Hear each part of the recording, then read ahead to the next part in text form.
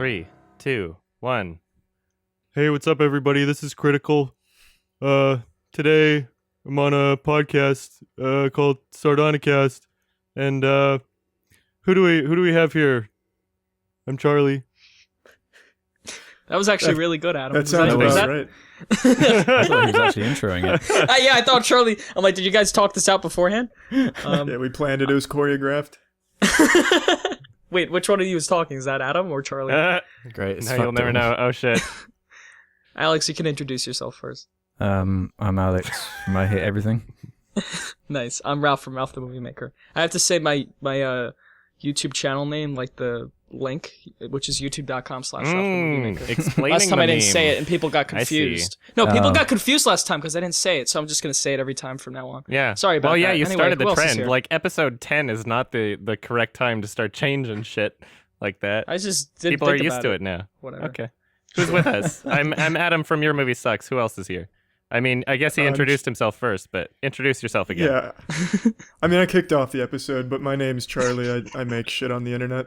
Nice. Big fan, by the way. Oh, I Welcome. appreciate that, Ralph. You got some good stuff, some great stuff. I would say it's Very good stuff. fairly high on the moist meter if I were to have a moist meter myself. Oh, Yeah. I'm honored.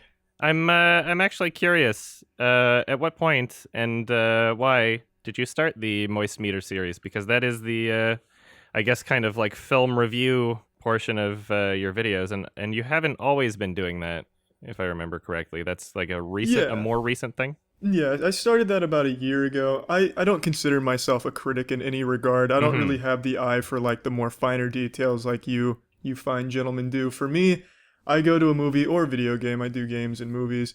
And what I'm looking for is just, above all else, was it entertaining? Did I walk away feeling like I spent my time well?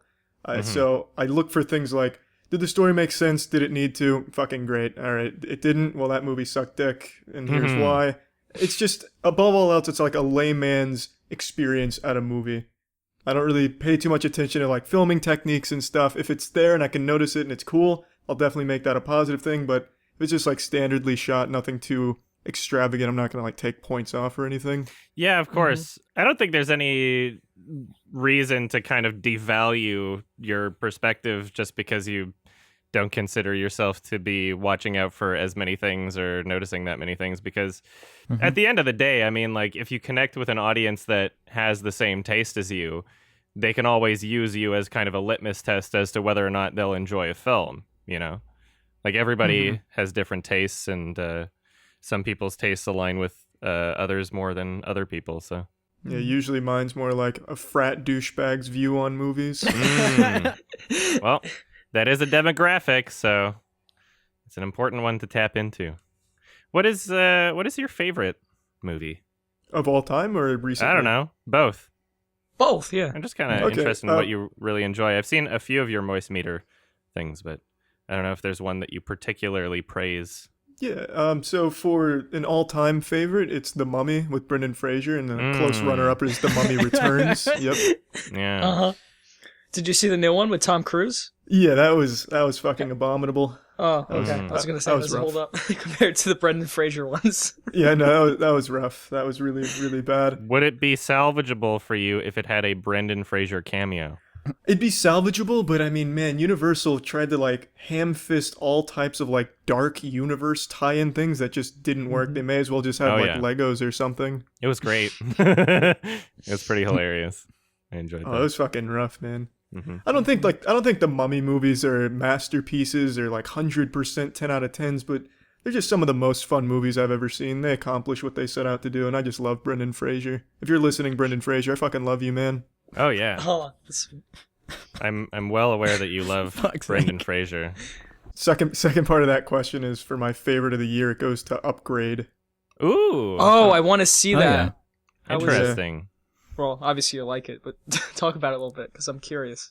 It's a very grindhousey, like a classic grindhouse type movie, and you just don't see that shit get made anymore. So when I got to see that at the theater, it was just a really fun experience, and I think it's done so very well.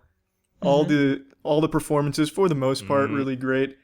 And I really like just the whole concept of this like nano-machined badass karate guy just brutalizing men. Yeah. Yeah, I watched that recently. I had to I did a road trip to the States to see it because I wasn't playing in Canada. I saw a few other things too, like 2001: A Space Odyssey in 70mm, and I also saw Gotti. Nice. There just happened to be Oh, a few with John things at Travolta? once. Yeah, a few Wow. things at once Oh, boy. that if I took a day and went to Seattle, I could check out. So it justified the trip for me. And yeah, Upgrade I really enjoyed.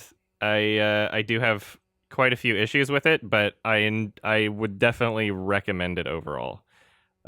There's a lot of shit that does not make sense, but For what it's trying to do, does it succeed in just making like a good, violent, fun movie? yes and no.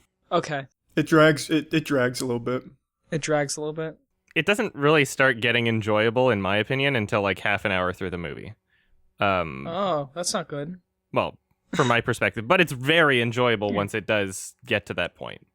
There's some very satisfying action scenes, very cool usage of camera work, I guess, and I can't even tell, but I think some of it was done kind of in post, like they did post stabilization, but not in a way where it's trying to hide it, but in a way that it's trying to move the camera along with the actor's head in a way where while he's running. It was very strange.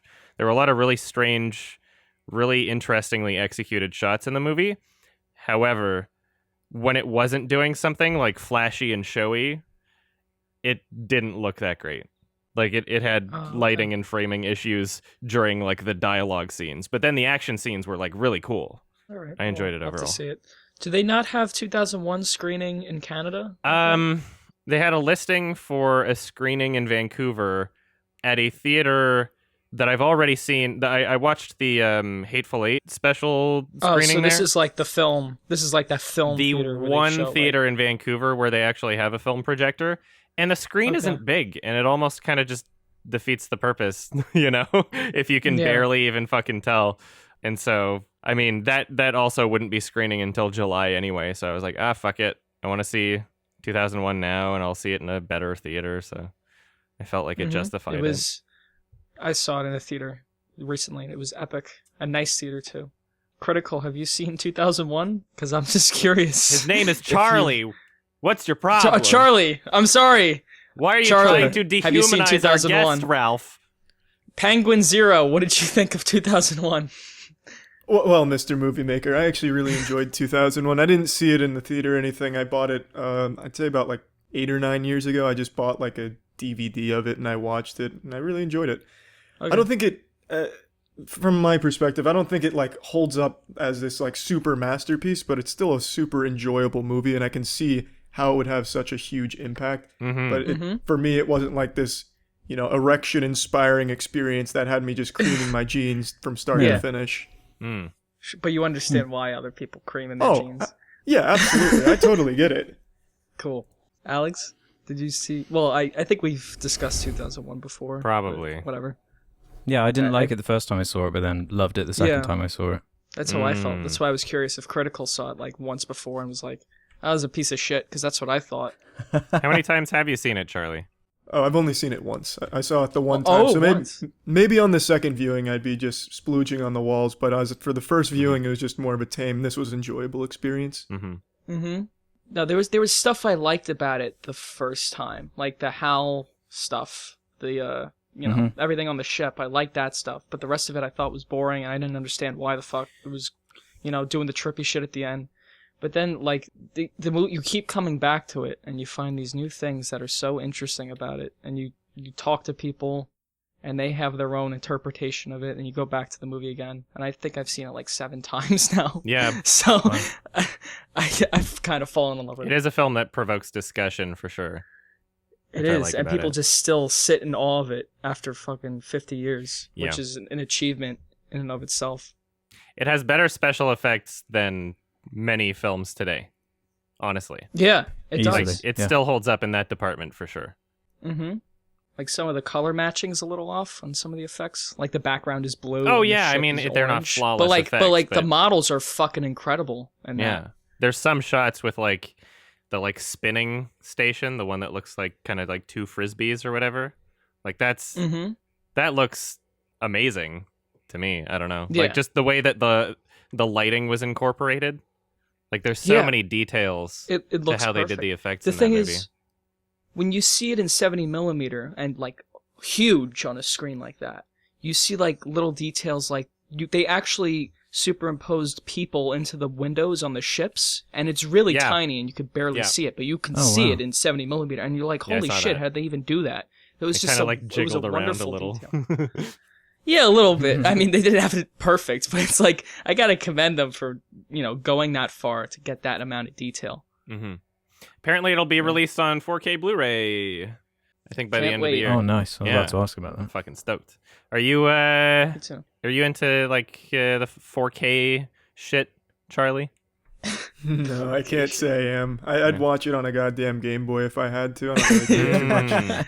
I found out the other day that way. they actually had video for like Game Boy Advance. They had like Shrek on the Game Boy Advance, and you could just watch it. Oh yeah. Yeah. Yeah, I remember and it that. looks like shit. Oh yeah, it's not even 240p. It's like less. What's that one? 144. Yeah, I don't. 144. That's bottom of the barrel. Yeah. There were, I like had- PSP movies as well. Do you remember those? Oh yeah, that Yeah. was slightly better. That was 240. Yeah, those were a little better, I guess. It was like UMDs. I had like a car TV. Do you remember those where TVs were in cars? Oh, yeah, before we yeah. had phones. And the TV was just a GameCube, not a GameCube, a Game Boy. Like you could put Game Boy cartridges into it. And they had the Shrek movie, so that's how I watched movies or whatever with that thing. And yeah, it looked like fucking shit. But I guess it was better than nothing. We just stuck like a tiny ass TV with a built-in VHS player in the back of the vehicle when my parents would be on like road trips or whatever, with my brother and myself in the back.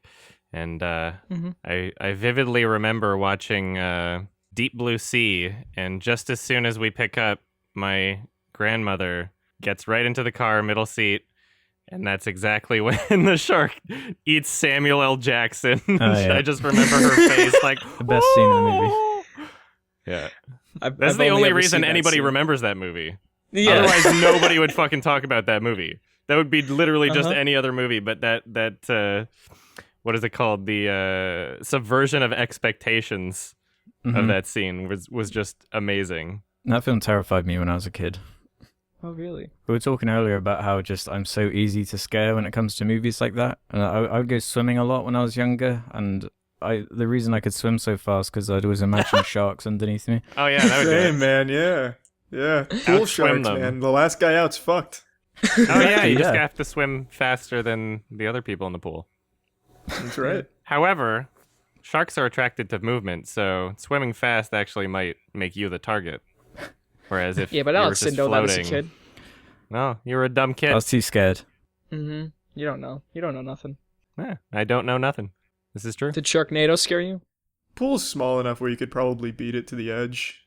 I mean, if you're just like floating in the middle of the pool when you're like 2 steps away from just getting out, I think it'd probably be better just to climb out. Yeah, I don't think sharks are a problem in pools, though. Really. Yeah. Now a hot tub shark, on the other hand, Yeah. Oh, we don't talk about hot tub sharks. they're only in certain areas of the U.S. Very Really? dangerous. I haven't encountered one. What are you talking about the Well, U.S. for? because Like you as fucking soon as live you here? encounter I've never one, encountered you're one. screwed because it's in a hot tub and there's not that much space to swim. It's already bitten you by the time that you know that it's there. You'd think you'd notice it beforehand, though, Well, right? it's under the surface of the water, and the water's bubbly because it's a hot tub and the jets are on. That's why it's All more right, dangerous. but I think you could see a giant ass shark in the fucking hot tub. No, they're under the surface. Adam, You if can't there see was it underneath I the don't know why bubbles. I'm arguing this logically, as if there would ever even be a hot tub shark, but I don't Well, think. you'll I think see. you'd see it beforehand. You'll all see. Okay. One day, Mark my words. when I'm in the U.S., fucking in a hot tub, and Yeah. a shark comes out, I'll go, "Damn, Adam was right." I'll invite you to a before I hot tub die. party. Oh, okay, but that's Canada. See, that's different. You said it was a big problem in the U.S. Well, I'll go to the See, States. this is what for a we hot do. tub We party. argue about shit that doesn't matter at all. Sorry, Charlie. Well, it matters to the one guy that's gonna get fucked by the hot tub shark. Yeah, sharks I guess matter. so. Mm-hmm. You're right. It was very insensitive of me. Can I ask why your channel is named Penguins Zero? Here we go. It's just because I made it when I was, I think I was 11 at the time when I Oh, made it, and I didn't Jesus. really have any. Well, it's my third channel. I had 2 before it. One of them was called Football Playa, like 44.8.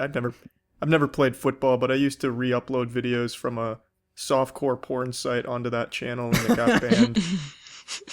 Oh And man. then I wanted to keep making things, so then I made another one, and I can't remember what it was called, but I used to re-upload Cartoon Network shows on it, and it got banned. And Nice. then I eventually made Penguin Zero, which was for uploading unsigned rappers, not music videos, but just music with Windows Movie Maker music videos I'd make.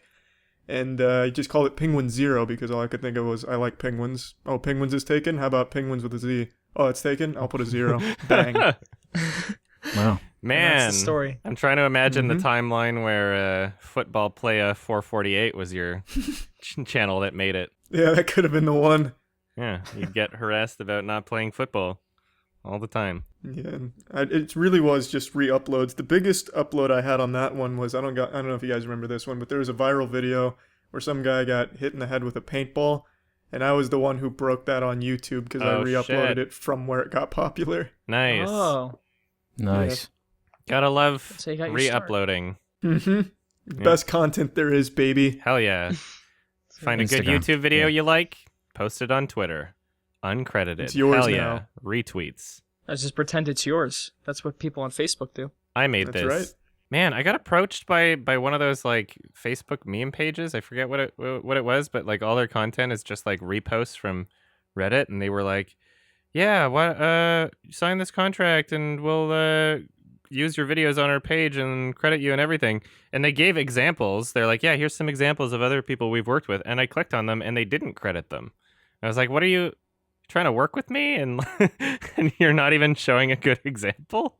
Yeah, they would just I don't use it even know how anyway. you'd use my content. My Yeah, content, exactly. They don't like even I need your have maybe permission. a few meme-ish videos. You know, I make like a funny edit or whatever, and just 30-second video. I make a few of those every once in a while, but like generally, my content is not the type that people would publish on meme pages. You know? Yeah. Yeah, because it's good and it's long, and you actually put work into it. Oh, thank you. That's not. That's yeah, what she said. That's okay. I mean, you got me there. Gotcha. Yeah, it is. It is a bit of a benefit making content where I don't have to put a watermark on every single one of my videos, like Dull and Dark. Mm-hmm. Mm-hmm. You know, those types of videos people just jump on, trying to re-upload everywhere. It's a little unfortunate. Animation suffers from it the most, I think. Oh, Everyone's yeah, that too. re-uploading Yeah, they do. That animations. sucks. Animation's not a viable thing to do on YouTube, especially if you want to make money. It's just so much work. And A couple then, people have done it, but Yeah, a couple Yeah. people have done it, but even they haven't done it for long, right? Like they usually go a few years, and then they're like, "I've had it with this shit," and they usually just get work in the industry.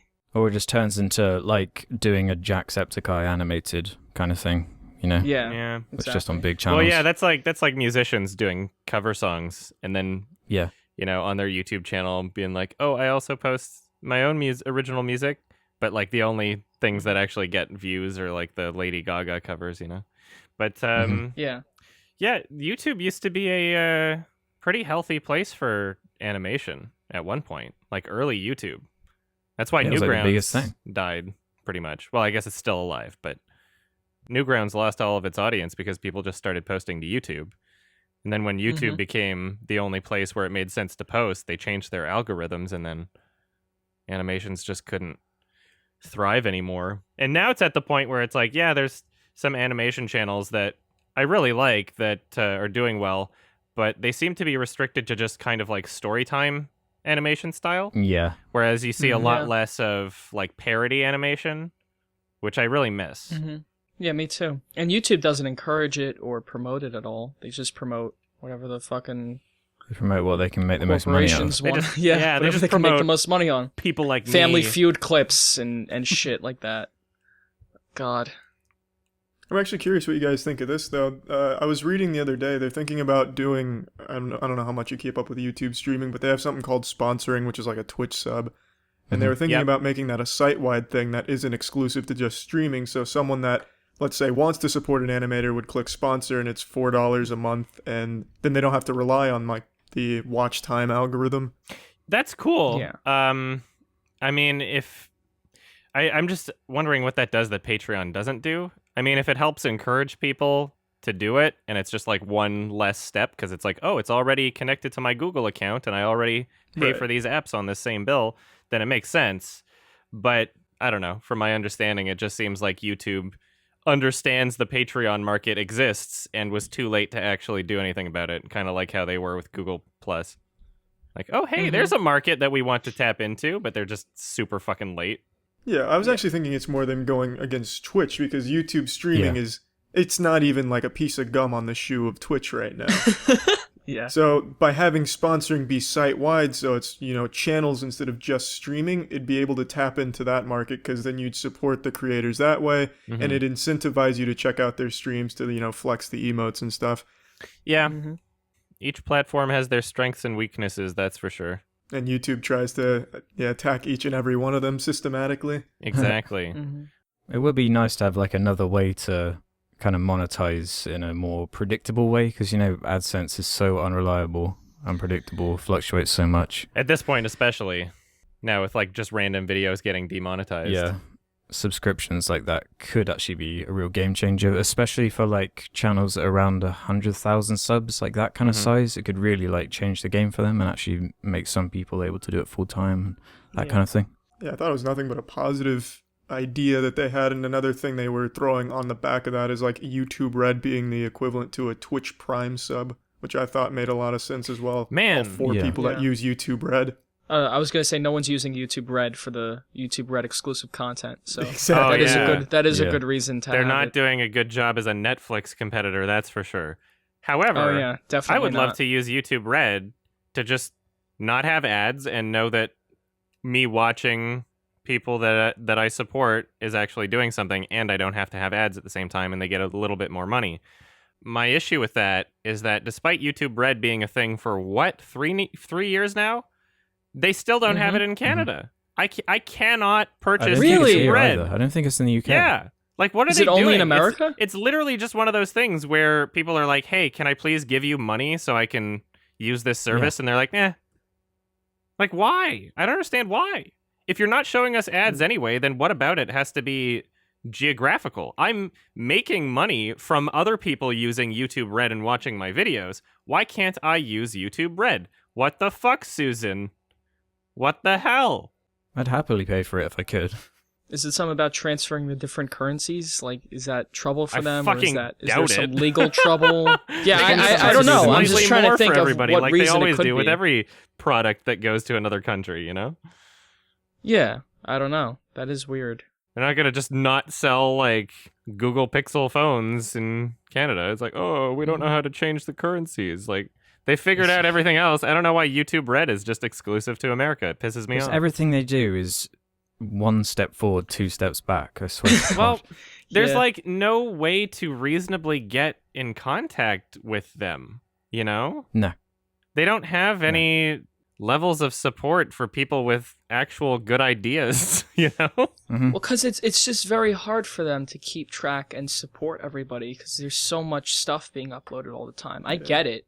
Like, I think YouTube tries, but I think they're just a little slow, both literally and mentally. Yeah, and I think the biggest thing is they don't know how to communicate what they're doing. Like, a Yeah. lot of their changes are pretty, like, benign, but they come out in a way that it's like, oh, fuck, it's Skynet again. Now they're coming to take my V-Bucks from Fortnite or something. Yeah. And they need to be able to communicate it better. Like, the subscription thing that they proposed, I think, is actually an overall decent idea. Because if you're subscribed to some creators that are constantly uploading, like, hourly, that's always going to be pushed to the top, and it'll overshadow someone like, let's say, Alex uploads something. They'd never see it because they're overwhelmed with all of the hourly uploaders. But with the subscription change, Alex's would go towards the top. It makes sense, but the way they proposed it made it seem like we're going to hide things we don't want you to see. So it's just fucking dumb. They need to learn to communicate. Totally agree. They do a really do shit a job lot at that. wrong. Every change they make just seems like it's for the worse, A lot of them, at least. It's always just like, what is YouTube doing now? Every few months, there's something new. I've kind of gotten used to it at this point. If only we had Yeah, same. reasonable competition. You know who I think could do it, though? Who? Amazon. VidMe? No. Oh, Amazon. Amazon. VidMe was such VidMe, a, that worked such a out. nice idea. But, like, they had no God. fucking clue what they were doing. Man. Oh, Rest in well, they peace. couldn't. They couldn't get the advertisers. That's the thing. YouTube's got all the advertisers. They had such a nonsensical business model. It was like they didn't even really try to get advertisers. They were like, okay, you can just tip people on their videos, just assuming that like everybody there would be tipping a lot of money for their creators, you know? Yeah, but it was like per video, right? The Yeah. tips. And like all the content there was on YouTube anyway. Yeah, like who's gonna make content for that when it's so unpredictable how many tips you're gonna get? Well, that Based fun on- fact, Ralph. Towards the end there, like the death throes of VidMe, they had a real problem with people uploading suicides, and they didn't know how to combat it. What? Really? I didn't know this. No, I knew that because Holy shit. I go on Watch People Die, and I remember seeing a few VidMe links. Yep. What? Yeah. That used to be the go-to for suicides if you wanted to watch, and I don't know how many people were tipping the suicide videos, but it really wasn't sustainable, and VidMe crumbled. Oh my god. So VidMe was God. becoming more like LiveLeak or something than a YouTube Yeah. competitor. That's awesome. Well, it was worth a shot, VidMe. Yeah, They tried. didn't Yeah, have give you points a for trying. sustainable business model. They sent No. me nice socks and a shirt. Oh, they did? Yeah, they did. You could probably sell that for Really? a lot later on. It's a collector's item now. Well, if you ever commit suicide or something, put those Oh, on. Just to give VidMe a yeah. little plug. If I ever make a little suicide reference. video, I gotta wear the Yeah. VidMe shirt and socks. So I gotta make sure my And then feet people will are get in the joke. frame while I do this. Yes. Yeah. My shoes will come flying off, and it'll reveal the VidMe socks. And people will know I'm dead because my shoes are off. Yeah. They'll know you're dead because you have VidMe clothes on. Oh, I was dead already. I was dead And on yourself, arrival. like, put the camera on the floor, and there's a chair, right? And then kick the chair, and it'll just be your dangling feet with the VidMe socks. And people will go, oh, that's cool. Also, trigger warning. Suicide. Sorry, everybody. Trigger warning, I whatever. apologize. Yeah, like 13 Reasons Why. We got to put a trigger warning at the beginning of everything. Do Ugh. they? I didn't watch season Yeah. 2. I just watched that clip where they talked about 2001: A Space Odyssey and got really annoyed. Which is fucking awesome. Oh my I love god. that That scene is so bad. At least you could say pretentious people that it was boring. I'm like, all right, 2001 is one of the best fucking most influential movies ever. It'd be- And you're I gonna pick mean, 13 Reasons Why. Everybody's allowed to have an Ugh. opinion, but it just they weren't accurately Sure. describing the film in any way. Like they weren't even No, trying. It's like they didn't even watch it. Yeah. Like It's really weird. they were showing the opening credits because there's this scene where the guy is watching 2001 in the theater and he's bored, and they're showing like the opening credits and the kid's already bored. yeah, it's And like his gummies are. It's like this isn't even. You're 30 seconds into the movie. You're bored already. kids these days. Yeah, kids these days, dude, always on their phones. Anyway, if you don't mind, Yeah, sure. I wanted to talk about a movie with Critical because Let's go. The Incredibles 2. You His gave name's it Charlie, a by the 90 way. on the moist meter. Charlie. God, dude, I'm so used to calling him Critical because I always talk about him with friends. It's all right, man. Charlie. You gave Incredibles 2 a 90 on the moist meter. Mm-hmm. And I respect that because again, it's your opinion. But I saw it, I did not really like it at all, and I am a Really? fan of the original, like you are. What did you So give I was it, Ralph? hoping on the moist meter, I give it like a 20 or a 30. Really, On the that moist low? meter. I thought you Yeah, tweeted I saying it was really- like a 5 out of 10 or something. Like I thought you rated it like 2 out of. Well, it was like 4 a stars. 2 out of 5, which 2 is out of like 5. it's Okay, so not you'd rate it 40 terrible, on the but I moist meter. wouldn't recommend it. Right? So it's like I wouldn't recommend it really. Okay. So I was hoping we could discuss a bit. Well, what annoyed you about it? It's not terrible, right? There's some things that, like Charlie said, like the animation's good, but the animation's always good in Pixar, so I'm not even that impressed with it. I thought some of the choreography was fun. I like that they focused on Elastigirl and Violet more, because the last movie was mainly about Dash and Mr. Incredible. But like, aside from that, I thought it was just worthless and kind of a cash grab. And I didn't really see... there wasn't really a reason for it to exist, Money. you know? So Train Spotting 2. But Yeah, animated. Train Spotting 2, I exactly. still haven't seen that. I've never You don't felt need to. like I want to. Yeah, that's it. If it had great reviews, I'd be Yeah. rushing to see it. But Brad Bird said he wouldn't do Incredibles 2 unless he had like a really good idea for it, you know? And it's like, I've been waiting 14 years, so let's see what he came up with. It's probably really cool. And it's like, this is what you came up with? I mean, don't that's know. obviously bullshit. Like, he's Yeah. just been busy until if now. he Yeah. goes back on his word on that statement, he would never say that.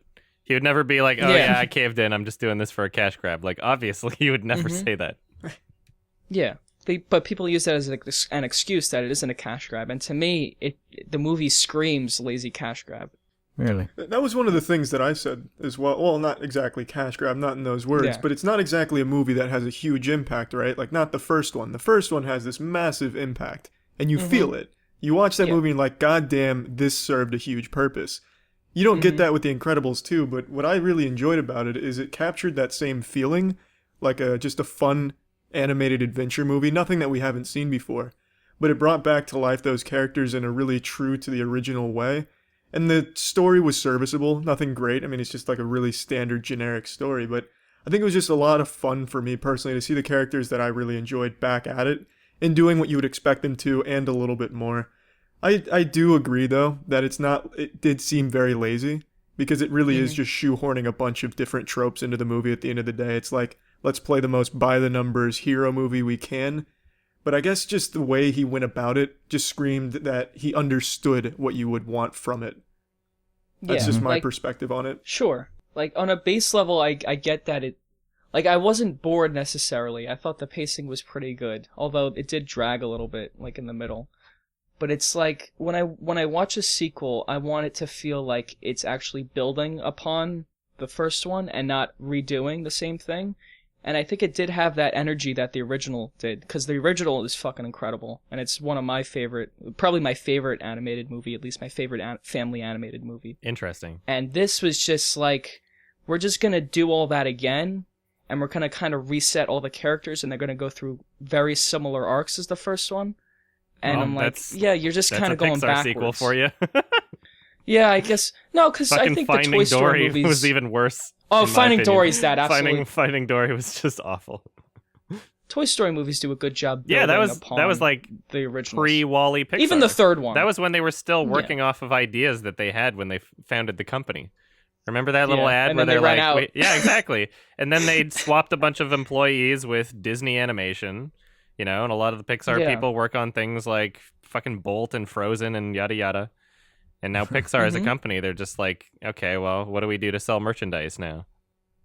Yeah, that's how it felt, very uninspired. Like that first movie, right? Violet, it's all about her being insecure with her powers. And then she overcomes that and asks out that boy, what's his name? Tony?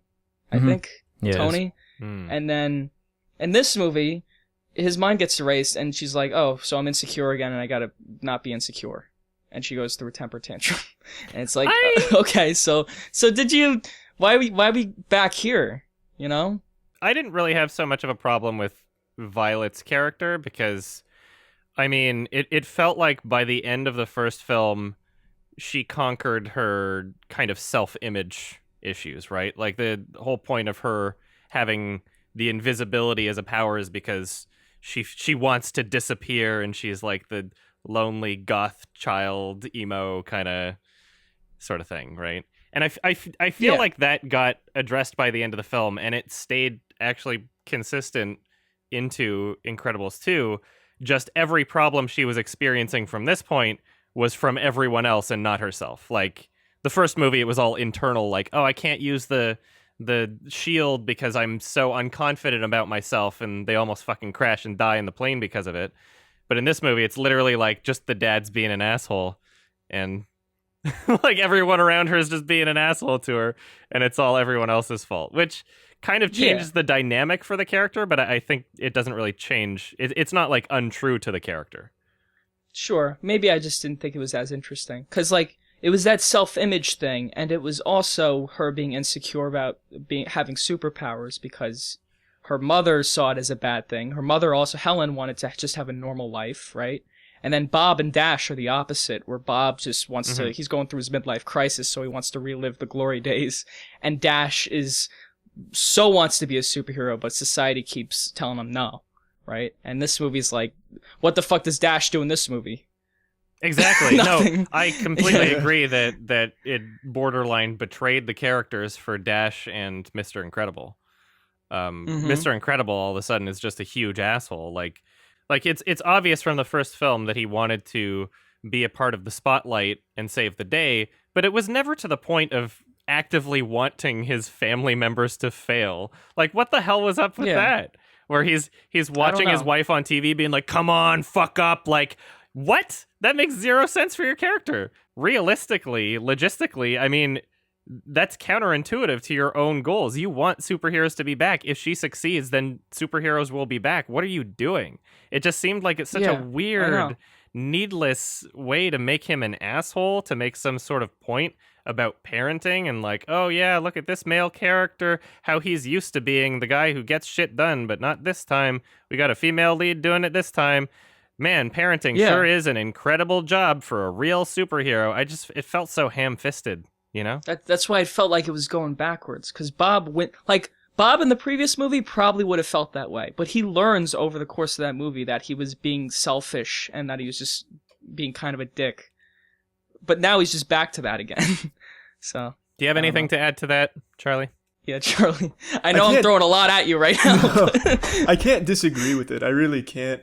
Because at the end of the day, it really is kind of just the same thing again. It's almost like everything that happened in the first one doesn't translate into the second one. It's like its own self-contained plot that could have been an entire standalone movie and we never got the first one, and it all makes sense. Because they all go through the same things, you're right. It just, again, seeing them do their shit again is what was just brought out the kid in me, really. I guess maybe looking at it more objectively, and this is what I said earlier, where I just kind of look at it as like a layman, but looking at it more objectively, yeah, it really didn't do a whole lot to progress the series further. And it reminds me a lot, looking back on it, of Monsters University. Did any of you guys see that ass blast? I didn't Yeah. even bother. Yeah, that ass blast. Yeah, I'm pretty sure I saw that movie, but I really can't remember. It's like I've been fucking Exactly. demoralized. It's Yeah. just, it was so bad, and it did everything in a way that this movie did, where it didn't take it further, and it made it boring. I don't think Incredibles 2 made it boring, but you're right that it is kind of in the same place. Yeah, you're right that it didn't make it boring. I thought it was uninspired. It's good to hear like someone who likes it, why they liked it. So I do think that's interesting. Again, not trying to be like, oh, fuck you.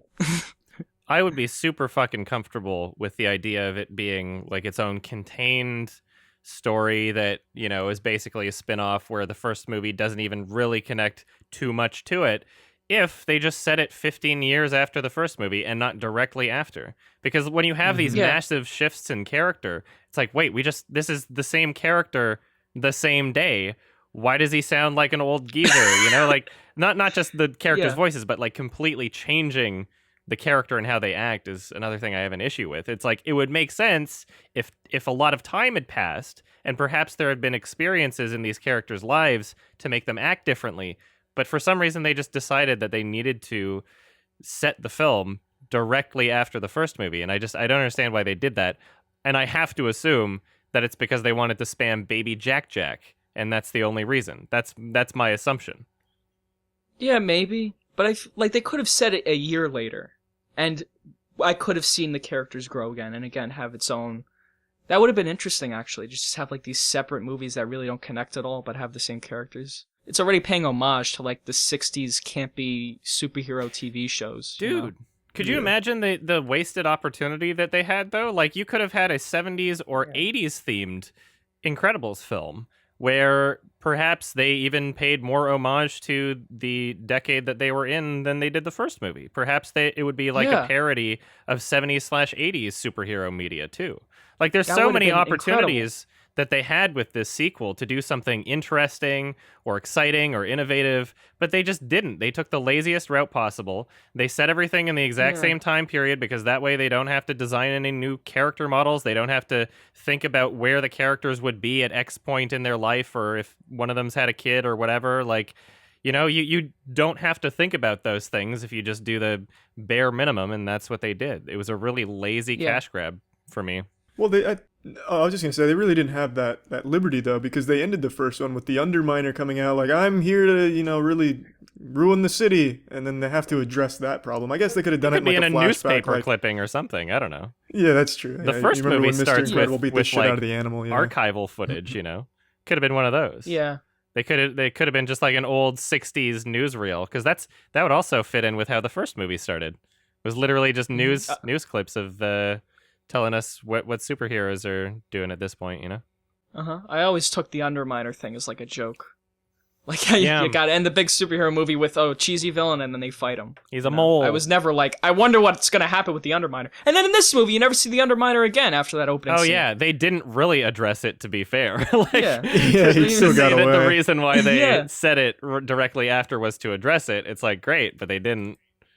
He just kind of Yeah. ran Didn't off. they have a GameCube game where you fight the Underminer? Is I that don't know. Yes! Yeah, they did. Did you There you play go. that? I love that I shit never when I was played it. when I was 6 or 7, whenever it came out. I loved that game. I don't know if I played it or not. I just kind No. of remember walking remember down the Best adverts, Buy. yeah. Well, that game is the shit, so I give that game 100 on the moist meter. I don't want to talk too long about Incredibles because Alex has not seen it. Yeah, Oh, it's yeah, not out in sure. the UK yet, so I don't really have a choice. Yeah, somehow not out in the UK. That doesn't make any sense. Yeah, really weird. After a So month. my only other huge criticism with The Incredibles 2, I'm gonna try my best to say this without spoiling anything, but the villain made no fucking sense, and the villain's goals Absolutely. made no fucking sense. And if you want to hear my thoughts further on that, then just watch my review because I go into spoiler territory there. Your movie What's sucks. the score like? Because I My love the score? score from the first I think movie. I gave it a No, no, the the music. musicals. soundtrack. Oh, okay. It was similar. It's fine. It didn't. yeah, Yeah, yeah. it's the rehash of the Well, original okay. themes. I was kind of like, eh. The music was great. They just didn't play the one theme as much as the first film. Because I really like when you really? think Incredibles and you think of the music, you think da da ba ba da, and you kind of want to hear Yeah. that one song like played throughout the Yeah. film or reprised in some way. But they didn't. They didn't do that. It was the same composer. It was the same tone. Like the music was great overall, but I felt like I was missing that theme just a bit when I watched it. That's a shame. Yeah. It just felt Whatever. uninspired. Like everything. Everyone was just kind of there, and they felt like they had to make it. Were there Yeah. any new characters that you liked, Charlie? Uh, I'm just curious. No, the new characters were really two-dimensional. I didn't think there was any Yep. interesting ones. Yeah, they kind of felt like toys. Void. Yeah, I didn't they like the just kinda Jack felt Jack like they were raccoon there. thing. I Either. loved that fight. I thought that You was did? the best part of Okay. the movie. I thought that was the worst part of the movie. Jesus, all right. Yeah. I like that. It's just a bunch of different powers from this one guy against some raccoon that can match all of his moves. I thought that was fun. Just very old-fashioned, cartoony. I felt like I was watching Scrat from Ice Age. Yeah, that's why. As the Like, it raccoon. felt very different than the humor in the first one, because the humor in the first one, I love it I was because okay with it's that like scene, they're okay. Well, I wasn't. despite hating how much they spammed Jack Jack, but still, anyway. Yeah, there's this scene in the original where they're like, Helen and Bob are fighting in a car about directions on the way to like the fucking big villain fight, and I love the humor like that, where it's like these little family banter things that happen. Mhm. In the context of this grand superhero movie, and I thought all of it was so smart and clever and creative. And now it was like, now I'm watching Jack Jack fight a raccoon, like, it's like so far from what I liked about that first Incredibles. Alex, what did Mhm. you think of the first Incredibles? It's my favorite Pixar film for sure. Oh, wow. It's one of those Yeah. films that It's I not watched mine. so many times that It's good. like I can envision every scene in my head and like every Mhm. musical note and every line of Oh, wow. dialogue. I adore that. Still film. holds up. We've all Yeah. seen it recently, Ralph, that's right? your Or at favorite least- Pixar film too? Absolutely. That movie's fucking incredible from start to end. I mean, Charlie? Incredibles. Yep, it's also my favorite Wow. Pixar film as well. Wow. It's yours is Ratatouille, right, Adam? Yeah, exactly. I think which is Ratatouille also is great. Fantastic. That one doesn't really follow the Pixar formula as much, which is why it's one Ratatouille? of my favorites. Yeah. Yeah. I mean, Everything about it's awesome. I love it. uh-huh.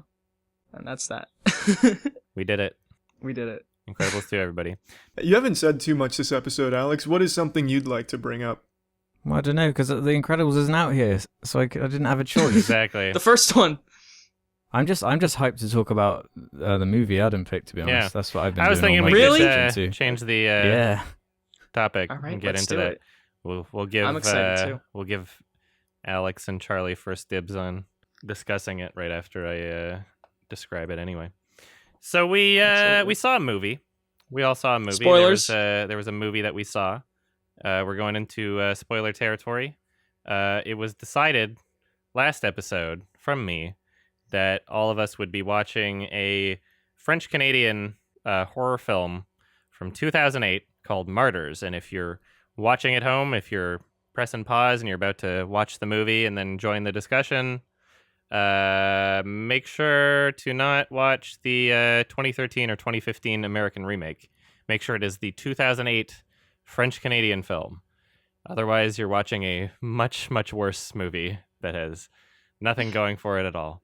And I decided this movie because I found out in the episode that we were doing with Chris Stuckman that you guys hadn't seen it, which... No. Yeah, I guess just to describe the plot a little, there's a little girl who had been kidnapped and tortured, and she escaped. She got put into some sort of a foster home, mental abused children facility.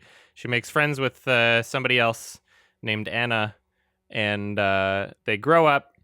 And the one girl who was tortured sees a newspaper clipping of with what she thinks or what she assumes or what she says she knows is her captors, and she's very certain that these people had something to do with it. So she murders them, and and her friend Anna shows up, and she's not exactly convinced that these people tortured her friend because they just look like a normal family. And then from that point on, things get really fucked up. We'll get more into the plot because I'm just going to go on forever because it kind of goes a lot of places. Yeah.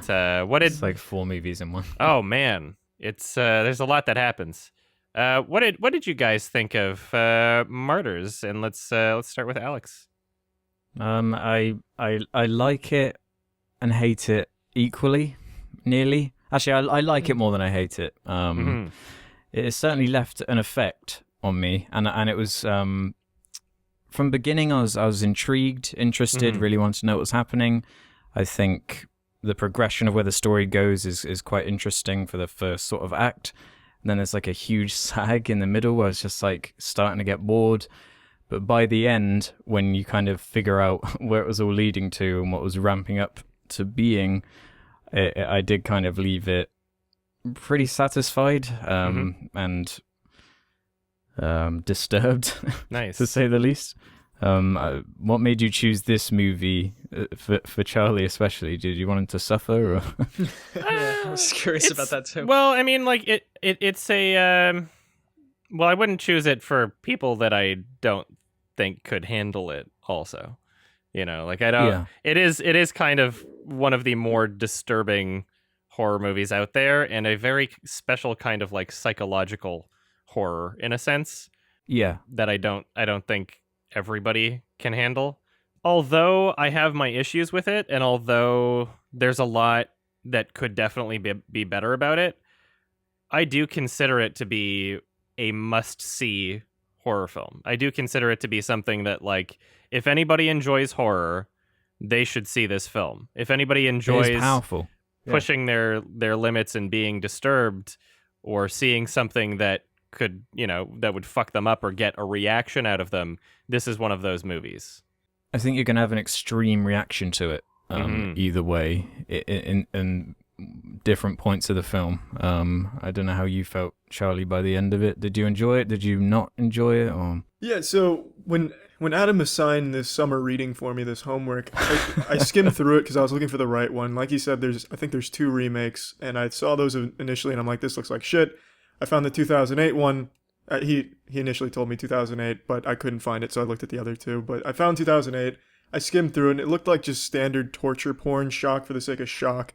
So I thought it was going to be like a really shitty, uninspired movie, like a Serbian film, if you guys know what that is, or Human Centipede for a better example. I thought it was going to be just some stupid shock to make you vomit type deal that has nothing to offer.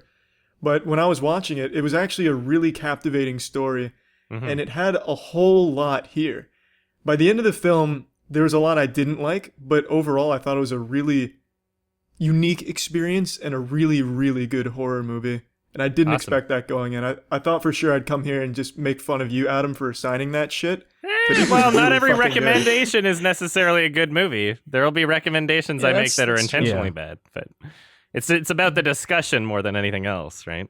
Yeah, like the movie became a little joke on on our podcast, because before I watched it, we did a podcast episode, and they're like, "Oh, what are you guys doing?" And I was like, "I have to watch this shit movie that Adam assigned me." Nice. So Martyrs kind of became a little joke over there. Now I have to go back on record and say that it's an actual good movie. Nice. Okay, cool. What about you, Ralph? Yeah, I've been pretty quiet because I didn't really like it. I thought Okay, cool. I wasn't really scared. I was mostly bored. I thought it was kind of stupid, but I'm curious to hear what you guys like. Were you disturbed Well, at all? there's one way to make you instantly love it, and that's to watch the remake. Yeah, that's one way. Did you? After watching it, I went on it. I watched the trailer for the remake, and I'm like, all right, this looks like a giant My piece God. of shit. Oh, yeah. That being said, that doesn't make the original film I any know. better or worse. Mhm. It made me appreciate it way more though, because Yeah, I was you would like, call wow, it's this- actually way more brutal. And it's just, it doesn't hold back at all. Yeah, it Yeah. doesn't hold back. I think that's part of the issue for me, and what I find scary, because I prefer things that are... I prefer more subtlety. Like, what scares yeah. me isn't like... It's not I don't know, super subtle. like she's fucking... There's a naked woman who's all cut up with the thing on her head in a bathtub with blood everywhere, yelling, and the lights are flickering. And what scares me is like, you know, a wide shot of a house at night, and you see a shadow move on the bottom right corner. Like, that's what scares me. You're talking about I Hereditary. agree with you on that. Like, it's the Yeah. subtlety that scares me. But don't you think we're in spoilers, I guess, the scene Yeah, at the of very course. end that wraps it all together where she, you know, kind of sees the other side or whatever. Does that concept not kind of fuck with you a little bit and in a creepy not way? I really. thought that was really creepy. I mean, It affects that different was definitely people more differently, you know? effective. That was more effective than the rest of it, I think. Because I don't want to say the rest of it's torture porn, and it's not like on the level of Saw or Human Centipede or some It shit like somewhat that. is. But it somewhat is. I mean, the torture and- matters to the goals of the characters in the story. It's not just like, haha, That's the this is my thing. fetish. Yeah, but It's like, like they what wanna was see the the other point? What was the point of the story itself? Like, what was this movie trying to say? Well, It's about. I think it's more about how far would you go to get the answers you're looking for. Maybe. I think Yeah. that'd probably be the that's message true. to take That away. is an to interesting. those characters especially. I didn't find it scary for one thing, and I think there was a lot of just aspects of it that are found in bad horror movies or just average. There I are agree jump with that. scares toward the beginning that I thought Yeah. were pretty bad. There's like stock thunder sound effects, and that, oh my god, that's fucking stock violin was in I it. noted that down. That I was like, Jesus Christ with this. It was just a very average presentation. Like, it wasn't technically poor done, but everything was handheld and everything's close up and like shot with a far lens, and all the lighting is kind of even and boring. Like, the setting had no personality to it. What? It just felt like some rich person's house, and they filmed there. No, I mean, like, it's supposed to feel like a normal family's house, right? It's like the subversion of expectations, because you're not supposed to immediately know that they actually had a torture room or that they had anything to do with it. And obviously, when those other characters show up and they're a part of this fucking cult, and we're in the same house and she's being tortured and a new family has moved in, it's obviously subsidized by these rich people that are trying to find out the meaning of life after death, or the existence of life after death. So I don't think calling the house like a normal house or a rich person's house is any kind of criticism, because that's what it's supposed to look like. You're supposed to not know that there's a torture area in the basement, you know? I don't know how much of that was intentional though, because the way this movie shot, being everything all close up, I don't know if they were even thinking about the setting. Like, to them, it was just like, oh, let's just find a rich house and we'll film around it. You know? Do you know what I'm trying to say? I didn't think that Like, it was like there wasn't obnoxious like this. a lot There of other wasn't this horror movies have been in that emphasis. sense. There wasn't this emphasis of making the setting a character in it, which I think is a great thing about horror movies. Even if you're going to do, like, you know, set it in a rich person's house. I don't think that they did an amazing job of setting as character, but I don't think they failed at it. I don't think that like they did anything going into the negatives in that category. No, but they didn't do anything going into the positives with it. Yeah, I didn't think it was like terribly shot, honestly. Again, I didn't think any of that was bad, but it didn't stand out to me at all, and I was just I thought it was kind of flat, and even the lighting too. That's one of my favorite things about horror movies, is how creepy you can light it. And I was watching it like, okay, this is all just kind of, I'm not getting anything out of the filmmaking that's making me feel anything. Same thing with the music, which was all kind of boring, and some of the music was great, some of the music was shit, in my opinion. I didn't like any of the music really, and one of them sounded like 28 Days Later. Oh yeah, huge ripoff of that theme. That must have been temp music. Jesus Christ. Yeah, the song where the rich people show up. It's literally just a ripoff of the 28 Days Later theme when they all show up to the house. Oh my god. I thought something twigged. Yeah. I could not get invested. That's fine. But anyway, I've been going on for too long. You guys, you talk about what you liked. So you didn't like the sound design at all? No, not really. I thought it was kind of just. Again, not terrible. That's how I feel about everything. Like, nothing about this technically was terrible. It was all just kind of uninspired and dull for me. You don't consider it to stand out from other horror films in any way? Like the average schlock horror movie? Do you consider this to have things of value that separate it? Not really. I think it stands out from the Saw movies or shit like that by being technically more competent and not as obnoxious. Wow. But I was just kind of like, okay. Huh. I'm not really getting anything out of this. I don't even find it scary. I think it's more silly. No, that's fine. I do think that it has a decent amount to offer despite being relatively flawed. Like there's a lot that I take issue with. Yeah. Mm-hmm. It is one of my favorite and most brutal opening sequences to any horror movie, really, because the subversion of expectations that takes place. You know how every single horror movie opens up with, like, okay, we're going to introduce the scare, and here's what you're supposed to be scared of the entire film, and this is why you're going to continue being scared. Like, we have the one thing, and they kind of did that. They did the, demon thing silhouette perched on the foot of her bed while she's at the whatever facility. And then as soon as that scene's over in any horror movie, like in the vast majority of horror movies that you watch, your mind is thinking like, okay, well that's the end of the cold open scare. Now we're being introduced to characters who are going to follow throughout the entire film. One by one, they'll get plucked off. One of them will survive by the end of it. We get introduced to the family, and immediately they're fucking massacred.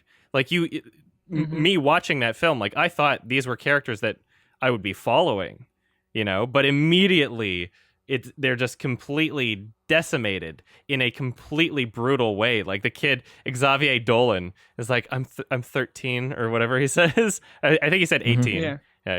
How old are you? 18. Fucking shotguns him, destroyed. The little girl's crying and screaming. She just witnessed her family being murdered. She gets destroyed too. Like, holy fuck. Absolutely brutal. And I don't see many horror films doing scenes like that or pulling them off in that way. And then to top it all off, the way that the story kind of like twists and turns and like it doesn't go in the way that I expected it at all from me watching it for the first time. Like I had no idea how many new concepts it would introduce as it went along. And I loved how packed it was. There's a lot that I love about this movie. And yes, I have a lot of issues with it, but still, like I think that there's plenty to appreciate about it that does separate it from the vast majority of horror films, honestly. I admire that they were trying to bounce between different horror genres in a way, because it goes from like more psychological horror with the visions of the woman to like, other kinds of horror with the shotgunning down the family. But every subversion of expectations felt just like they went in less interesting directions than I would have liked them to. And the unpredictability of it almost became predictable for me, because it's like, okay, you have a scene where you show the woman getting, her skull getting ripped out, whatever brace she had on her head, and then she just gets shot after. It's like, all right. Oh, that wasn't even, I wouldn't even use that as an example of like subversion of expectations. That wouldn't even be... because they just shot her. Like, you think this movie's going to go, okay, they're going to escape and they're going to leave with this woman and it's going to be about a recovery or something. Do something with that. And then she gets shot and it becomes this whole other movie. And I think, like, it felt kind of clumsy how it switched tones for me. It never felt, like, smoothly going into the next genre. Again, going back to Hereditary, which I'm talking about a lot recently, that has a lot of different elements of horror in it, like that family dynamic, and then there's the paranormal stuff, and then there's the psychological horror and the themes of guilt and grief or whatever. but it all blended together so well, and it all meshed so well that it never became distracting, or it felt like the filmmaker was trying to just disturb me constantly, like trying too hard, you know? And I felt that with this. I think it was just trying too hard. I would love to discuss Hereditary with you after Alex has seen it at some point. Of course. Yeah. Before we, while we're still on that, Yes, this is my please. turn to put Ralph against the ropes because I fucking loved Hereditary all the way up until about the last 10 minutes of the movie. What did you think of the last 10 or so Without minutes? spoiling it for Alex. Without spoiling anything, I just wanna know I love the ending because it's one of those where everything before it sets it up very well. And although you're not expecting it, and it could be corny, if you were to watch the movie again, you'd go, okay, this was all set up beforehand, and I'm enjoying where this goes. And it was just as technically well done as the rest of it. I feel like the ending to Hereditary was corny and kind of sloppy, but I still appreciated it. I mean, it was just I wish that things were explained in a different way. But yeah, let's save this discussion. Yeah, before we get too far off track. Again, on I do Martyrs. understand that criticism from both of you. Again, it's what we find scary. I don't mind like paranormal things that aren't real, you know, being used to scare me as long as you do it well. So, and same thing with this. I don't mind like realistic, gore, violent, disturbing shit. But I feel if you go too over the top with it, it becomes silly. And that's how it became with this. I mean, I do think it's relatively clumsy. I thought the pacing was somewhat all over the place just because it's so exhausting to go from subvert, you know, just something subverting you over and over again, you know. But I do feel like it really does come together at the end, because I was getting to the point about 3/4 through where I was like, I'm getting kind of fed up with this now, just scene after scene of this woman being tortured, seemingly to no end, because you have no idea what the hell they're doing, what the point Hell is. yeah, I love it. And it gets somewhat, and it's the kind of thing where it's like you're building this up so much, and you're really going to have to convince me that all these people being this organized to do this really fucked up thing, you know, it has to be convincing. It has to be believable in some way. And somehow I feel like they did manage to achieve in it being like a convincing reason. Like I was like, yeah, I buy it that there are nutters out there that do that kind of thing, and they were somewhat proven right. You know, they do what they were trying to, and it's disturbing in the process. But like, it's not really a film I want to revisit anytime soon. It is pretty weighty and difficult to watch at points, and it's just like my favorite. Exhausting is the best word for it. Yeah, I want to feel like I had a workout every time I watch a movie. Yeah. Yeah. I mean, sure. But like my biggest problem with it is down to, I can't remember the character's name, the one that ends up getting skinned alive. Anna. What's that character's? Anna. For me, it was her. She had that typical horror movie problem where you constantly are saying, "Why are you doing this? Why are you making this decision to go further into something that's obviously dangerous?" That kept bugging me to no end, because it was like from the beginning, I thought she was acting quite strange and unrealistic, and clearly in a way that was just to move the plot along. I do agree with Ralph that it's extremely clumsy, building up to the point where it's like he clearly had a really good idea for an ending, but the journey to get there is like a zigzag of like conveniences, and just it is very messy. But I do like it overall. By the end, it was weird how I flip flopped throughout the experience. Like it was positive, then negative. Like I remember in that early scene where you said like the ghoul was at the end of her bed, and like a really traditional kind of predictable horror movie way with the jump scare and everything. I was like, that looked like any other horror movie. Yeah, I was like, well, why did Adam suggest this? This is the kind of shit he hates normally. And, but then like the way they do subvert that kind of thing makes it creepier. And they just do away with it at a certain point where it's like, in one way, like 30 minutes in almost feels like the end of a short story or something, because the character like kills herself and then it just progresses into another thing. I was like, is the movie ending? The first time I watched it, it's like, how long has it been? I actually had to check to see how like if it was really short or something, because it did feel like the end and then it just kept going. And I don't know if it's giving the film too much credit to kind of say that, yes, excruciating on purpose. There are definitely points where it is supposed to be excruciating on purpose, but the excruciating length at times. I don't know. Like Ralph said, it's hard to tell sometimes the intent and if they're being genuine or not, or if it's just like a beautiful accident that you're just kind of interpreting a certain way. And I mean that's the good thing about it, really. Oh But yeah, I thought it was pretty good overall. Like it's just a concept that it's like at the root of everyone's imagination. Mm-hmm. And I'd never seen it kind of exploited in a way like this. Yeah. Because I was reading the trivia, and the director based the film on Hostel by what's his face? Eli Roth. Yeah, Eli Roth. And say what you will about that film, but that's way more of like a goofy torture porn thing. Yeah, that's torture porn. Nothing Yeah. else. Literally But just it torture kind of porn. changes trajectory at certain points. I think that's what you took away from it, as well as the kind of extreme gore. I did keep being reminded of Hostel when watching it. But it's like this is like if you take the loose idea of Hostel, but actually do it in to like an end instead of it just being gore for gore's sake. Yeah, and not just like, oh yeah, they want to torture people. Haha. Yeah, Man, isn't Europe so scary? Yeah.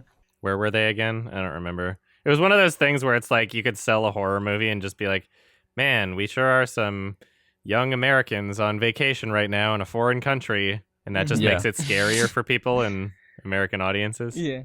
There are things I liked about it. I thought the acting was good for the most part. Mhm. The lead girls were very good. The makeup was good for the most part. Although I thought I don't the gore know effects about were the- great. yeah, most of them were pretty good. I'll leave it there. And I liked the end bit with, like you were saying, Alex. I think that's kind of a creepy idea. I don't think it was executed in a way I found that scary, but I do think the kernel of the idea is pretty scary. Yeah, most of it I thought was just kind of dull. Charlie, would you Sorry. would you agree that it was clunky in ways, or how did you feel about that? I actually wouldn't necessarily call it clunky. I wouldn't call it scary though. I agree with Ralph that I wouldn't exactly consider it a scary movie. Maybe in Alex's defense, on like a conceptual level, I could see it being pretty scary in that regard. But I would say disturbing more than scary. Yeah, for the record, Disturbing. I didn't find it scary in the same way you might find something like Hereditary or I The Shining think- scary. I didn't find it disturbing either. Shocking more than anything. I'd go to disturbing. I think is a better adjective for it, Yeah. or maybe unnerving to some degree. But Mhm.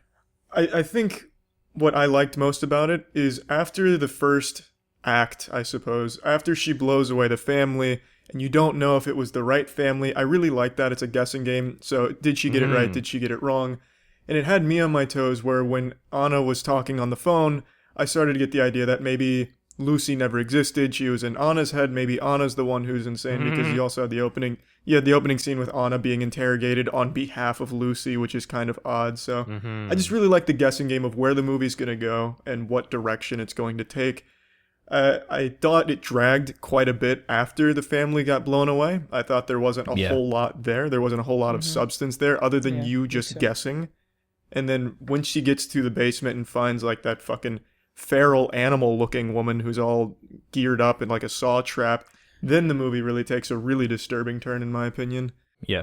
I would have enjoyed the guessing game more if I had liked the characters a bit more, or at least found them interesting. I thought the girl who killed the entire family, I thought she was kind of interesting, but she dies like half hour in, right? Yep. Yeah. And then all we're left with is the other girl, who I was just like, all right, I'm gonna feel for you a little bit, because out of basic human empathy, I don't want to see you get tortured. But as far as like how interesting I found her or how much I related to her, not really. Just kind of felt like a template fucking horror movie character just put in there. I kind of disagree with you there because I was, as I was watching, like when she gets introduced to like the torture, right? I was watching, this time I watched it. I was thinking about how much of a benefit there is that she's not the character that had already experienced it before. That she is now being introduced to this torture that she didn't even really know existed fully. Like she didn't even really know that her friend actually found the right people responsible. And so I really enjoyed seeing someone going through these motions from just being literally an innocent person up until that point and becoming a martyr. You know, I felt like it wouldn't have worked as well if it was what's her face, the other girl. Oh yeah, I didn't want it to be the other girl. Yeah. To be clear, I wish that I guess at first she's the main character, and then toward the second half, this other girl becomes more of the main character. But yeah, that's why I thought the movie was ending when she killed herself. It's like, what? The main character just died. But it's like now I'm following this girl, and she's like, okay, she's there. So, it sucks that you're getting tortured, but what am I getting out of it? You know, fat material. Yeah, sure. I guess if you're into that kind of thing. So I have some notes in my phone about the many things that I don't like about this movie. Okay, shoot. And after I've watched this movie quite a few times, and so I've picked up on a lot of little nitpicks that... does it get better or worse with rewatches? Because it's so, like, unexpected. Some parts get better, some parts get worse. You know, like if you're looking at, like, a lot of the logistical elements, it gets worse. But there are, you know, there's things to appreciate about it, too. And I've already talked a decent amount about what I appreciate about it. But one issue that I have with the movie is, although the cuts look realistic, they don't bleed. Like they're fresh, all these fresh cuts all over these people, but they don't bleed. And it's just like, well, what's the issue with being cut if you don't bleed? I watched it with my girlfriend, and she pointed that out to me, and that's what really kind of confirmed to me that, like, maybe it is all in Anna's head, because all of the wounds are just, it's like they just never happened. They're there, and you can kind of see them, really but weird. Nothing happens with them. Yeah, they didn't. And, like, I just see it as they messed up makeup. Yeah, and then, like, when she's, like, dabbing up the blood from the neck, she's, like, trying to fix her slit throat with, like, fucking paper towels and whatever. It's just... all of it just looks so odd, like it's so unrealistic being the wrong word, but just like you can't even believe it ever happened in the movie.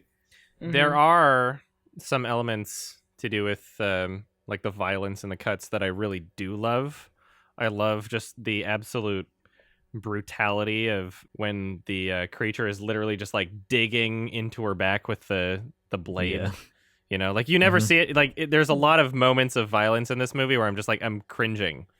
In like a cringe. Terrified disgust kind of way, like when after she frees the lady with the thing on her head from the basement, she immediately takes this like butcher's knife and just starts like filleting her arm, and you can literally see like the pieces of skin sticking out on top of the knife. Like you can see that she's like digging into it, and she's not even slowing down. She doesn't even look like she's even in pain. Like she's that is just so fucking disturbing to me watching shit like that. I don't know if you guys agree. But there are moments, like there are certain shots in this movie of violence that just they fuck with me on a just a purely visceral level. Yeah, what about when they're pulling like the pins out of the head of that like metal harness? That didn't affect me so much. It was a decent effect. It's just people screaming is what gets to me. At that moment, I'm more often just thinking like, why are you doing this? One of those things.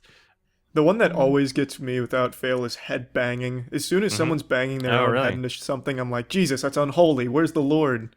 That shit just always makes me so uncomfortable when someone's banging their own head on something. Like when that girl gets the head restraint off and she just starts attacking the wall.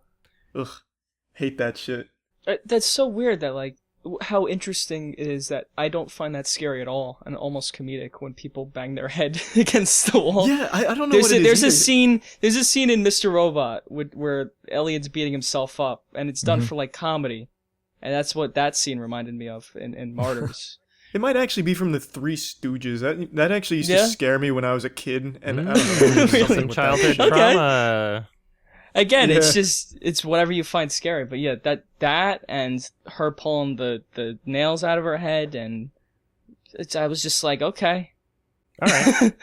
There is one aspect of the movie that's kind of funny when you think about it, is that she somehow freed that woman from the basement despite there only being a ladder to get up. It kind of just cut, and you're supposed to not think about how she brought the torture victim upstairs, but it's like, how the fuck did she get her up? That was kind of funny. The editing was a little... I didn't like the editing in this too. I think there was a lot of quick cutting. There was no suspense, you know? It was just always close and always I guess that creates a different effect. Yeah, I thought it was like suitably chaotic for what it needed to be, but there is another issue that I have with this. I'm just gonna go through them because I really want to mention. Yeah, these. sure. Just run down the rest of the list. Yeah, Let's go. I've got a few left. If you think about it, the arms being chained like 5 feet high on the walls probably would not work very well for their business, because you could easily hang yourself with that shit.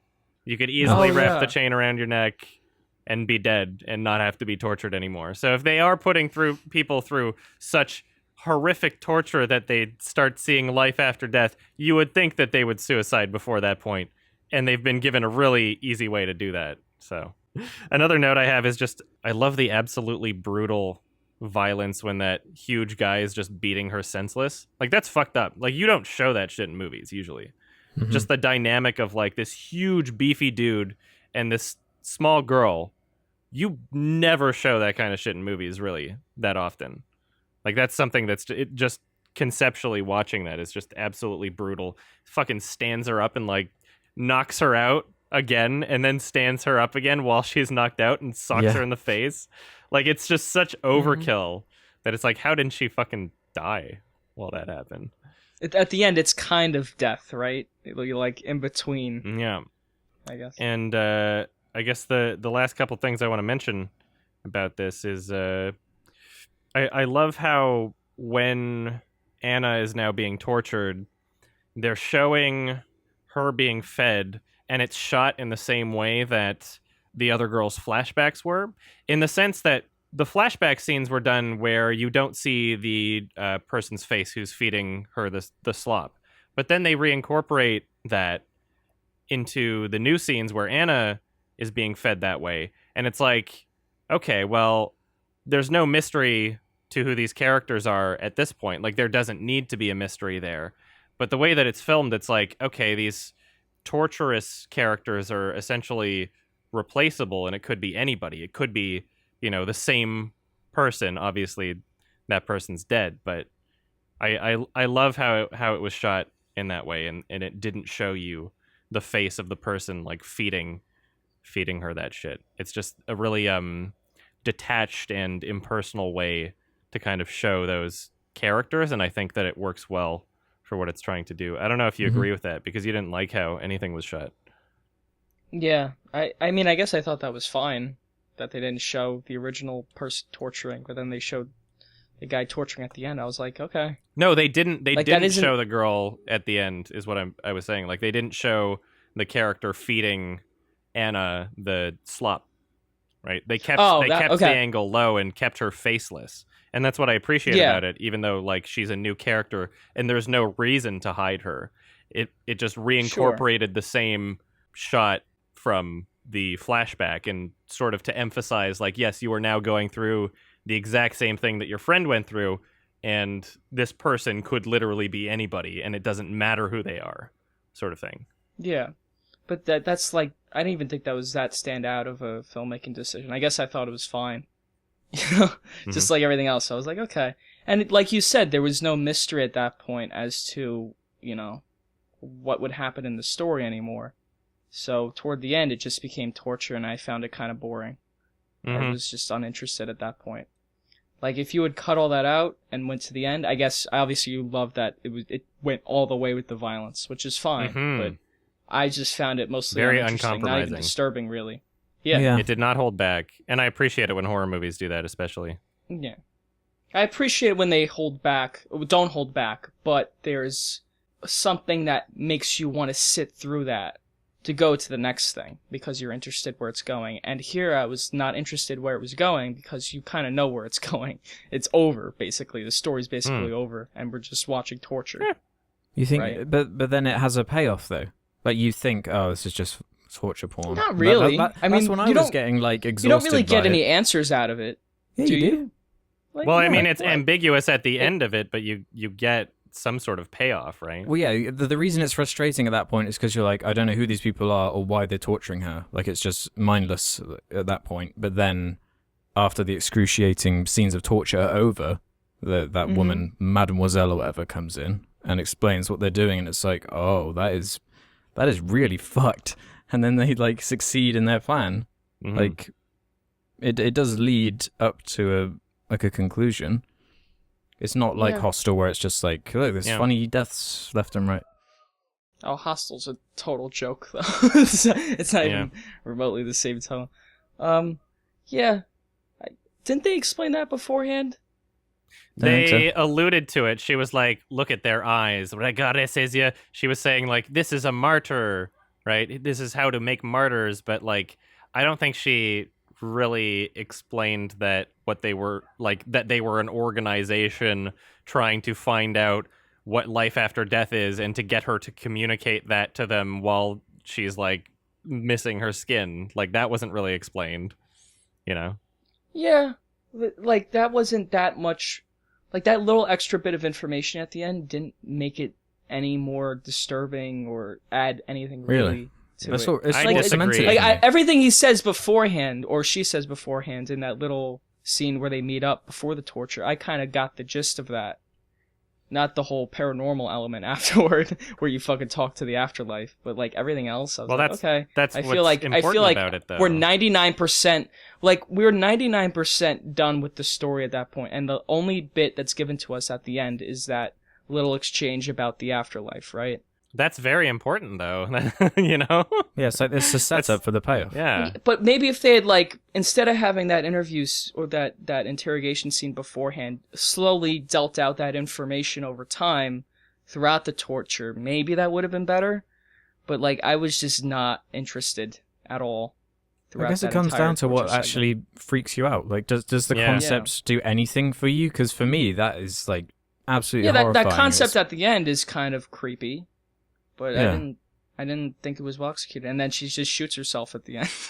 And it's like, okay, I guess I she love got it. no answers and she shot herself. What do you Yeah, mean? that's It's great. it's not like no answers. It makes you think about what the answer was. what Like, an she could answer have was said, yeah. communicated to her. Not knowing Right. is scarier than Yeah, knowing. like if they Yeah. did try to explain it, it would be infinitely worse. Oh no, than I don't want them to explain it. It's just Yeah, like but you can't just say like there was no answer no, but there isn't really an answer for the audience. But she got an for the answer. audience. No, And there's a she got reason an why she answer. killed herself, and it's up to the audience to discuss why she would have killed herself, or at least, you know, just be creeped out by the ambiguous ending. You know, like the idea of the afterlife, if communicated to us in our mortal human forms through English, is just so inaccessible to us as mortals that we kill ourselves for whatever reason. It's either she's thinking like, okay, well, I want to get there right away and I'm not going to waste time explaining it to you guys, or you wouldn't even be able to handle the truth, or like this changes everything, or like who knows, right? It's something that's so impossible to communicate that she kills herself, or that she's saving other people from that knowledge because it might destroy society or something. Who knows, right? Yeah, It's fun to I guess think about, and I- I love that it was left up to interpretation. sure. I don't know. Maybe it was just the image. too, Sure. of her shooting herself. with Fine. the- yeah, like I don't. Yeah. Like I was watching it and I didn't get any of these. Like, oh, I wonder what she said to her. I was just like, okay, you don't know. The filmmakers don't know, so they're like, fuck it, just have her whisper some shit. All right. I'll keep And the that audience in will think of mind. something. I'll keep that in mind for future movies that you praise and try to relate that in a way. Okay, all right. Again, it's a total, like, if I found all that affecting and, like, original and interesting, then that last bit probably would have scared me. But I was so uninvested at that point, and I felt most of the mystery had been solved or like, communicated to me, that that last extra bit was just, it was mildly intriguing more than it was, like, disturbing. I think you might be hung up a little too hard on everything trying to scare you instead of just try and make you think. Because Yeah, but it didn't... you're kind of relating everything back to horror instead of relating it more to, was it effective in terms of a payoff, or did I feel anything here? Did it make me think certain ways or something like that, instead of relating it all back Yeah, to because horror? that's what's Yeah, scary but- to me. Yeah, but the psychological horror stuff, or any of the horror stuff, didn't really work for me. The technical aspects didn't really work for me, and the story itself was kind of just a mishmash of different tones and different kinds of horror that I wasn't. And there were no characters that I really was invested in, so there was nothing keeping me in it. There was nothing that wanted me to. I just didn't want to be there. Yeah. You know, I just wasn't invested at all. Yeah, I In fully any believe way. you when you say that. And so as a result, I was just like, okay, that was a horror movie, and it was kind of well shot, and there's some good acting and some good makeup and some intriguing ideas, but yeah, I didn't do anything for me. Yeah. I guess we should have our closing statements and then move on to questions. Yeah, but yeah, I didn't hate it. I guess it did its job. Well, that's the thing too, is that I think this is a movie that either wants you to love it or hate it, right? Like, just because Roger Ebert gave this a 1 star, he's like, this fucking disgusting torture porn or whatever, and I'll commend it for doing that, right? That being said, I don't think there's a reason to see it unless there is a chance you'd be into this kind of movie, in which case you might enjoy it. You know, I'd give it a 2 out of 5 or 20 on the moisture meter. Yeah, and Moisture meter? It's not a moisture meter. It's the spin-off series. It's not distractingly bad or poorly made. It's just kind of boring and stupid for me.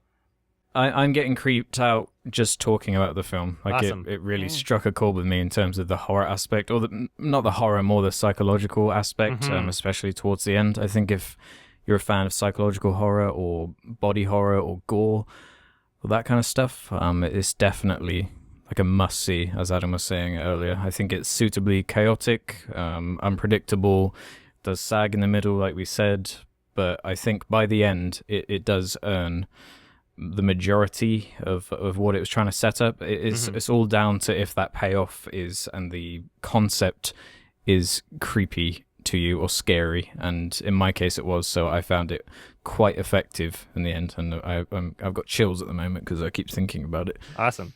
I'm glad you had that experience. What about you, Charlie? Oh wait, you didn't give it did you give it a number, Alex? Oh yeah, it's difficult. I'd give it a 7 or 8. Awesome. For me, I echo a lot of what Alex says, because I also thought there was that huge hang up in the middle.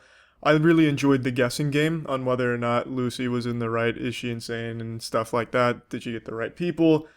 There is a lot of hangups I had. I personally really didn't like at all how the movie was shot. It made me feel like I was watching someone's video on like an iPhone 4. I don't know. There's just something about the whole way the movie was shot that just did not sit right with me. But overall, I really enjoyed it. The beginning, I wasn't as invested as some of you may have been. I didn't think it was going to be that great in the beginning. But I'm glad I stuck it out and kept giving it that chance. And if I was to put it on the moist meter, I'd put it comfortably at a 75%. Yeah, I pretty much said everything I wanted to say about it. I think that it does definitely separate itself from the vast majority of horror films, especially horror films that are just like overhyped and, you know, people love in general. I feel like this is one where I can actually agree and say, like, yes, this is a must-see, must-watch horror films. It's not perfect. Tons of it doesn't make any fucking sense. I do believe that this is a fluke from the director. Like, he had one good concept, and he'll never make anything this good again. That is what I believe. But overall, I would give it a 7 out of 10. It used to be an 8, but I bumped it down. I think 7 is a good rating for my scale. Very much enjoyed it. Please check it out if you haven't already, although we kind of spoiled a lot of it, but whatever. One thing that I'd like to mention before we go into questions territory, the director has made a couple of films since, none of which have done very well and none of which seem any good at all. They're bad. Oh yeah, they seem like shit. However, the real juicy part about his newest film is that Taylor Hickson was in it, and she's now suing them because they got her to bang on like a glass door with her fists and have her face pressed up to it. And she's like, is this safe? And the director and producer were like, yeah, of course it's safe. So she does it. The glass shatters. She scars up her fucking face. You can see pictures of this online of, like, no matter how much she's done to try and reconstruct her face, there's always going to be a scar there. And now she's suing because she's an actress and she's not getting roles that she should be because her face is fucked up now. Isn't that fucked up? Like, holy shit. That's terrible. That's terrible. Yeah, she has disfiguring injuries. I would say just look it up. Taylor Hickson's scar. You know, look at one of the pictures and just have it like full screen or whatever, because it's difficult to tell from the thumbnail. But when you see it, it's just like, holy shit. Like, even with makeup on, you can see the crease in her face, and that's very unfortunate because especially as an actor.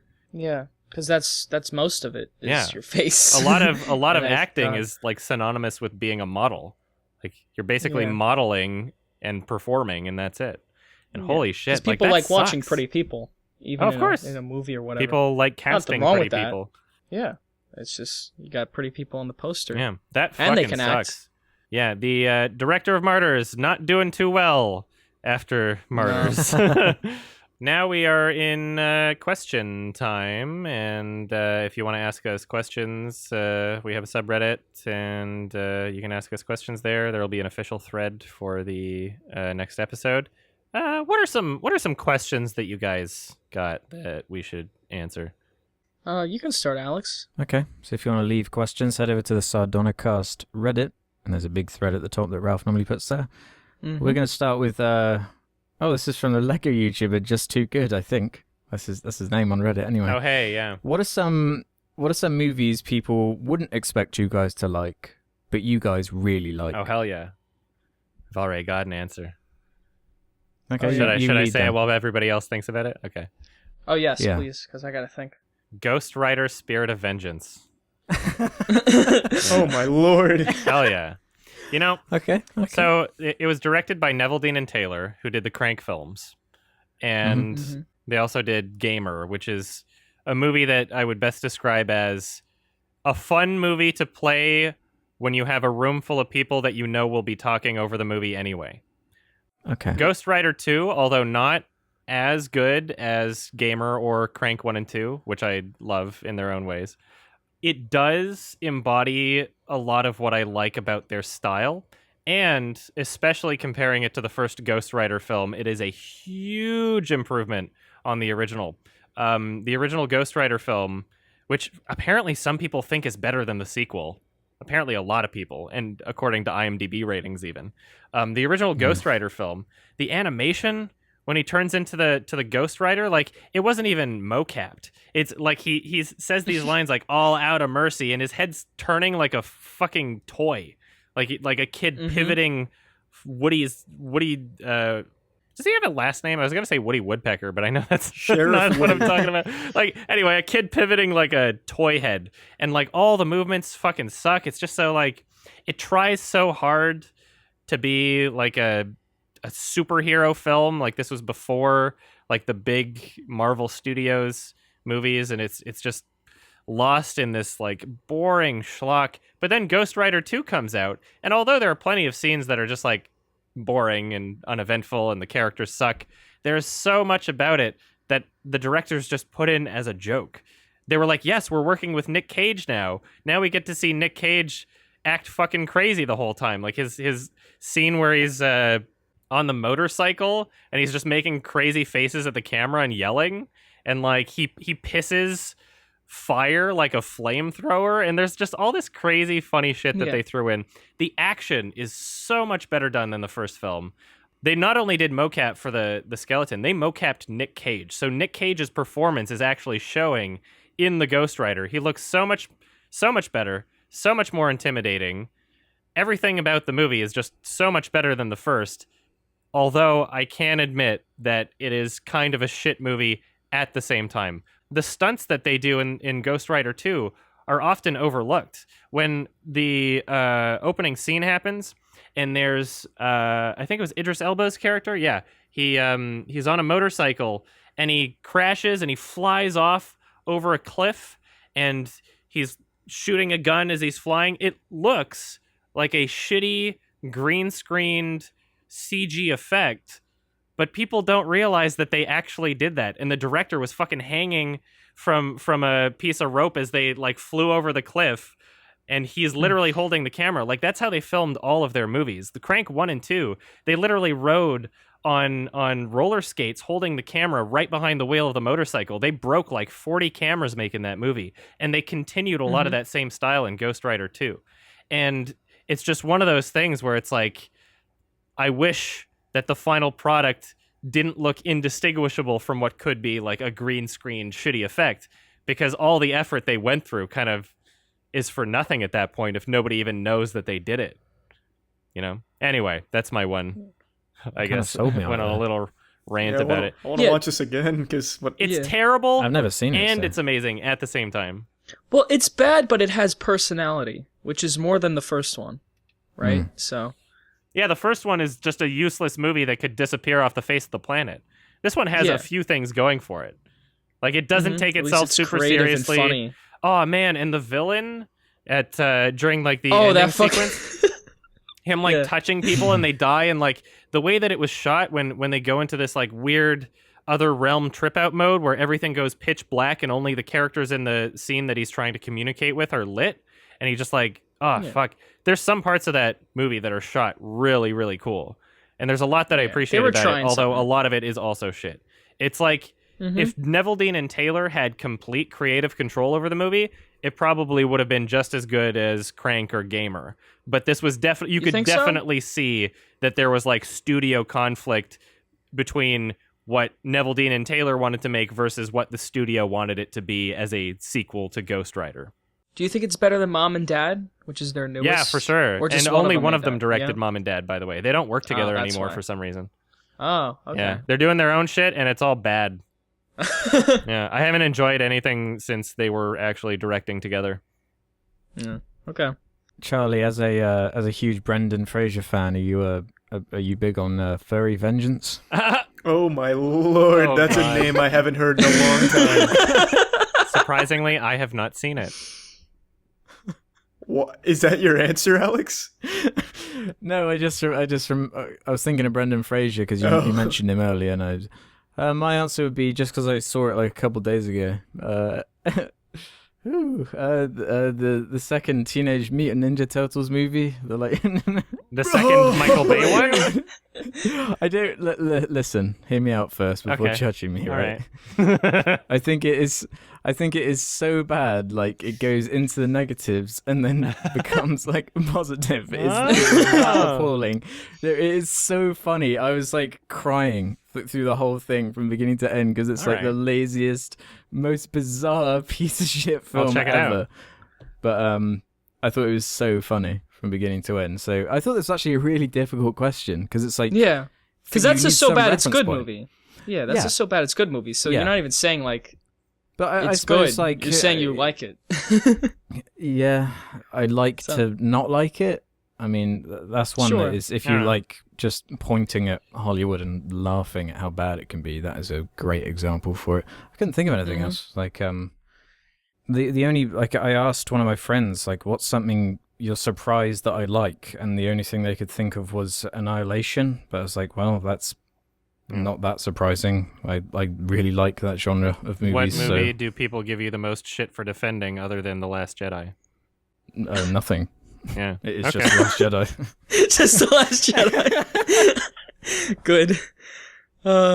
Charlie, you got an answer?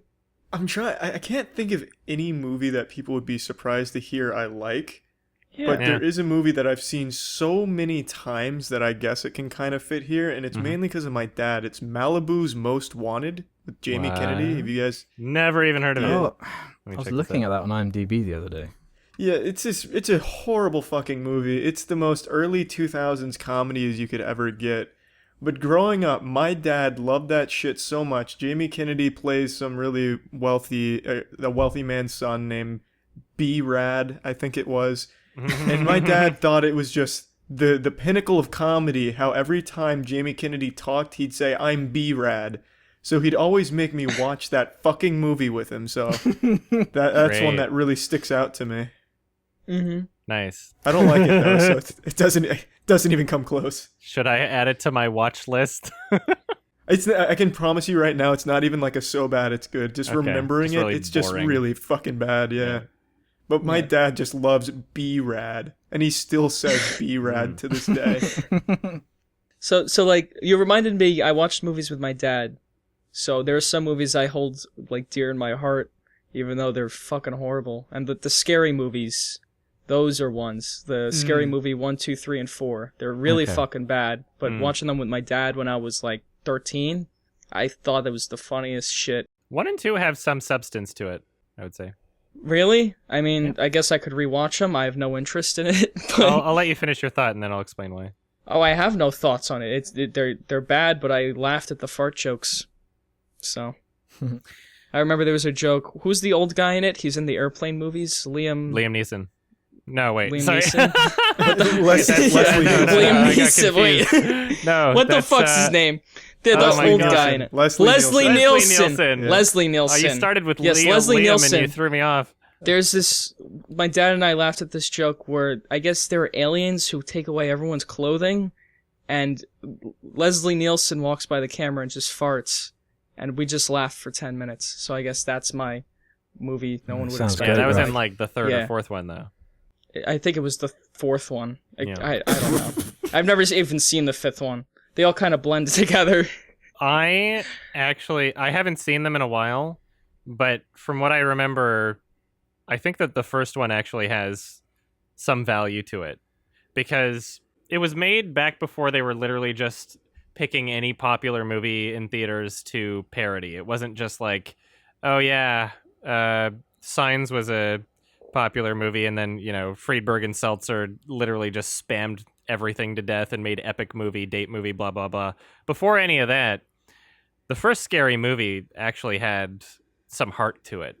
And Yeah, it was like inspired. as somebody who spent my entire year as a 13-year-old watching shitty slasher movies like Scream and I Know What You Did Last Summer and like all of those, watching Scary Movie, I was able to get like every single reference, and I loved that it was taking a stab at this incredibly formulated genre that was very popular at the time.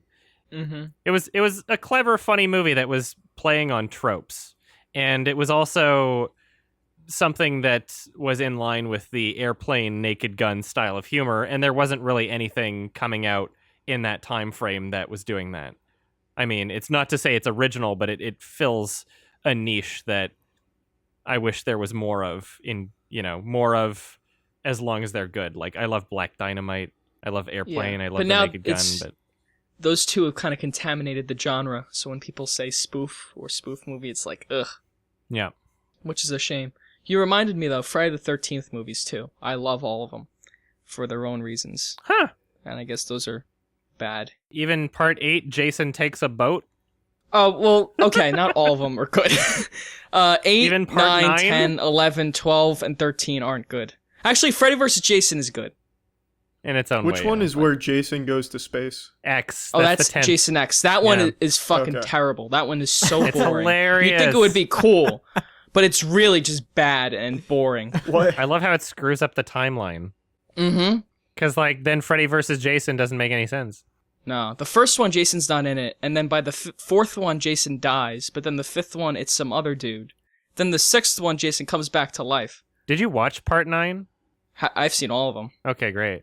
No, yeah, I love Jason goes to hell is shit. how they killed off Jason, and then just other people were committing these crimes that had nothing to do with anything, but they called it Friday the 13th anyway. And then in part 6... No. That's because Jason became a parasite and was sucked into people's brains. Oh, And then at the end of the movie, they resurrect. resurrect Jason, and they drag him to hell. I was talking about the ones where literally, I think it was part 3 or 4 Oh, or 5, that's only one. where it was literally... It was 5. Yeah, part 5, That's it. where it was literally just some random guy and it had nothing to do with anything. Like, it wasn't a parasite. Yeah. And then, by literally opening scene of part 6 is zoom in on a grave and it gets struck by lightning and he just bursts And out he comes of it, back, and he has a okay. fucking spear in his hand. He's like, "Let's go!" And then the whole audience cheered. Fucking God wanted him alive again. Like, what? What's happening? Then the 7th one has like a telekinetic chick with fucking powers who just starts And the little throwing shit at kid? Jason. Uh, It's so good. I want to watch those Oh, yeah, movies the little again. kid too. Yeah. Yeah, I do too. Actually, right. so we did find a good answer. Thank you. Oh, there we Thank go. you for answering. Okay, Perfect. perfect. Nice. Next question. This is from Gigazwoo Z. Which video would you consider your masterpiece / magnum opus? Like, there are videos I've made that are technically better done, like the newer ones, but that Mystery Diners video I made Mhm. 3 years ago, I think people still consider that the best one, and I might too. It started a meme. That video was full of memes, so I'm most proud of that one. I leave my cool cat as my Yeah. default video for the people who are not subscribed yet, because I think it's a good way to introduce my channel. It did also start a meme. Nobody else had fucking even heard of that movie, let alone reviewed it. Yeah, that's right. It's a part of the lore, which eventually turned into drama with Alex and Daddy Derek, and it's a part of film history. It belongs in a museum. You started an era. Congrats. Yeah, and I think the review is pretty funny too. There was a lot of juicy shit. Other than that, After Earth video, just because there was so much exploitable interview footage with M. Night and Will Smith and Jaden Smith, like there was so much to work with that video just turned out great. My Frozen review was pretty great. Neil Breen was pretty great, although I mean that's more to do with like the subject, and I didn't like discover him even though he wasn't that popular before I did it. Like I don't feel as attached to the Neil Breen one as I do Cool Cat. Before we go off Neil Breen, I just want to know, when did you discover Neil Breen? Somebody tweeted me Red Letter Media, right? A trailer. No, that wasn't how I discovered it. Before they made, I know that they were the first to cover it, but before they made that video, somebody tweeted me a trailer to Fateful Findings, and I watched it and I was like, wow, there's definitely something here. And so I watch listed it, and it took me a while to get around to it. And by the time I did get around to it, Red Letter Media had covered Double Down on their Search for the Worst. But yeah, I was like, holy shit, this guy needs more attention. Like, this is a gold mine. This is amazing. God, yeah. So, a little fun story about Neil Breen. In my, when was it? It would have been my freshman year of college, so 2012, I watched Double Down. And I became an avid follower of Neil Breen, and I attempted to audition for one of his movies. Nice. And... Well, by attempting to audition, I messaged him and I hyped myself up as like an A-list actor who was chosen by the gods to act in Neil Breen movies or something. Something that I thought a lunatic like him would gravitate towards, but he didn't. And it was amazing that somehow, like overnight, I didn't want anyone to find this guy. He was my own personal fun, but I guess it was Red Letter Media then? I thought it was you that blew Neil Breen up, but I guess not. But Red Letter Media covered it first, but they cover several videos on their Best of the Worst series that like so many of them are so unspecial that if somebody just watches that clip of the Neil Breen film on Search for the Worst, they might not realize how fucking special this guy is. And they only covered one of his films, and it was just like insanely repetitive. But it did, I mean, they helped blow it up, and I also had a bit of an impact too, just with Fateful Findings especially. But well, what do you mean? Because like he created one more film after that. He hasn't changed. I know. You know, like he's still doing it. We have not affected him. He will never change, and that's why he's so special. It's like you've exploited my child, though. You know what I mean? Like I have a personal attachment to Neil Breen. Like I feel like when his name's in the news, it's like that's my guy. Like that's him. He's part. You don't want to. You don't want to share him because then it's not cool anymore. He's mine. That's what happened with Tommy Wiseau. Like now that he's like a big Hollywood star and everyone knows who he is, it's like, oh, that's not fun anymore. There's no fun. I gotta find some new shit. Wiseau's a little different though. I mean, it was fun to see him on fucking like mainstream talk shows. Yeah, like that was fucking. I mean, we great. all love him, but yeah, I mean, the magic of the room only lasts for so long, in my opinion. Neil Breen is far better than Tommy Wiseau. Because he keeps making great movies. It's Tommy different. Wiseau has made one movie that people like. Tommy Wiseau made one movie and spent a ridiculous amount of money on it, and like shot it on film and digital. Like no other B-movie director can do that. There's a lot of good lore. No, fuck yeah.